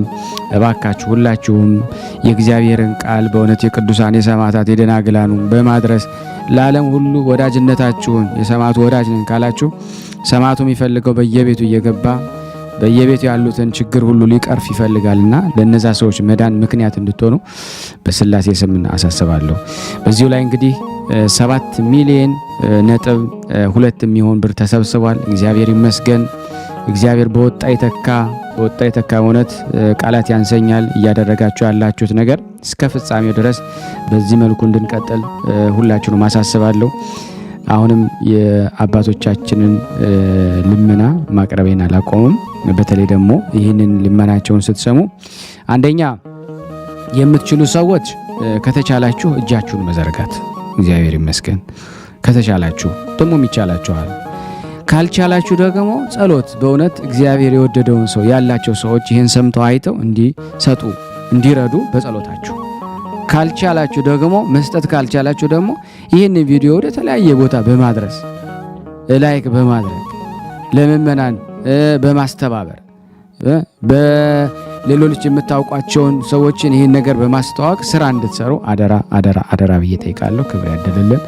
ላደረጋችሁት ሁሉ መስጠት ፈልጋችሁ ላልቻላችሁት ሁሉ በወጣ ይተካ ብለናል። በእውነት ይህንን አገልግሎት በተለያየ ነገር ለምትደግፉ ሁሉ በእውነት ይህንን ልላችሁ ወዳለሁ። ዘመኑን የሰላም ያርግልን። እንግዲህ በነጩ ዓለም አውሮፓ፣ አሜሪካ፣ አረብ ሀገር ላላችሁት ሃፒ ኒው ይር አዲስ ዓመት መልካም አዲስ ዓመት እንላለን። የኛን እንኳን አክብረናል። በነጮቹ ግን አሁን አዲስ ዓመት ነውና መልካም አዲስ ዓመት እላለሁ። ወስብሐት ለእግዚአብሔር ወለወላዲቱ ለክብር መስቀሉ። ይቆየን። እየተመገቡ ነው የሚገኙት። ዛሬ ግድፍት ቀን ነው፣ ግን ያው በሽሮ ነው ያገኘ ነው። ሁሉ ሲጾሙ ከርመው በዚህ ነው እየተመገቡ ነው። በዚህ ውስጥ ነው የሚስተናገደው። የሚያስፈልገውን በሙሉ የሚያገኘው ከቤተ እግዚአብሔር ነው እና በረከት መቅመስ ይችላል። ለዛ ነው የእግዚአብሔር ቤት የተባለው። ሁሉም ጌታ አግኝቶበት የሚሄድበት ቤት ነው። ቤተ እግዚአብሔር ይባላል። በረከት ቅመሱ፣ አረፍ በሉ ነው። እጅግ አድርጌ ማሳሰብ መወደው ይሄን ነው። ስለ ቅዱስ ገብርኤል ብላችሁ እንደምትልኩ በጣም ተስፋ አደርጋለሁ። በኢትዮጵያ ንግድ ባንክ ቀጥታ መላክ ለምትፈልጉ እዚህ ጋር ባለው ቁጥር ላኩ። እንደዚሁም ደግሞ አሜሪካና ወደ ካናዳ አካባቢ ያላችሁ በዜል ቁጥር መላክ ለምትፈልጉ እንደዚሁም የዜል ቁጥራችን እዚህ ጋር አስቀምጠናል። ካሻፕም ለምትፈልጉ የካሻፕ ቁጥር እዚህ ጋር እንደምትፈልጉት አለ። እንደዚሁም ፔይፓል በፔይፓል መላክ ለምትፈልጉ በሁሉም መልኩ አለላችሁ። እንግዲህ የምትችሉትን ያክል እየላካችሁ የላካችሁትን የብር መጠን ዋትሳፕ ቁጥሬ 004177977462 ደረሰኞቻችሁን እየለካችሁ እንግዲህ እናመሰግናችኋለን ማለት ነው። ክብር ያደለልን። በጣም እናመሰግናለን።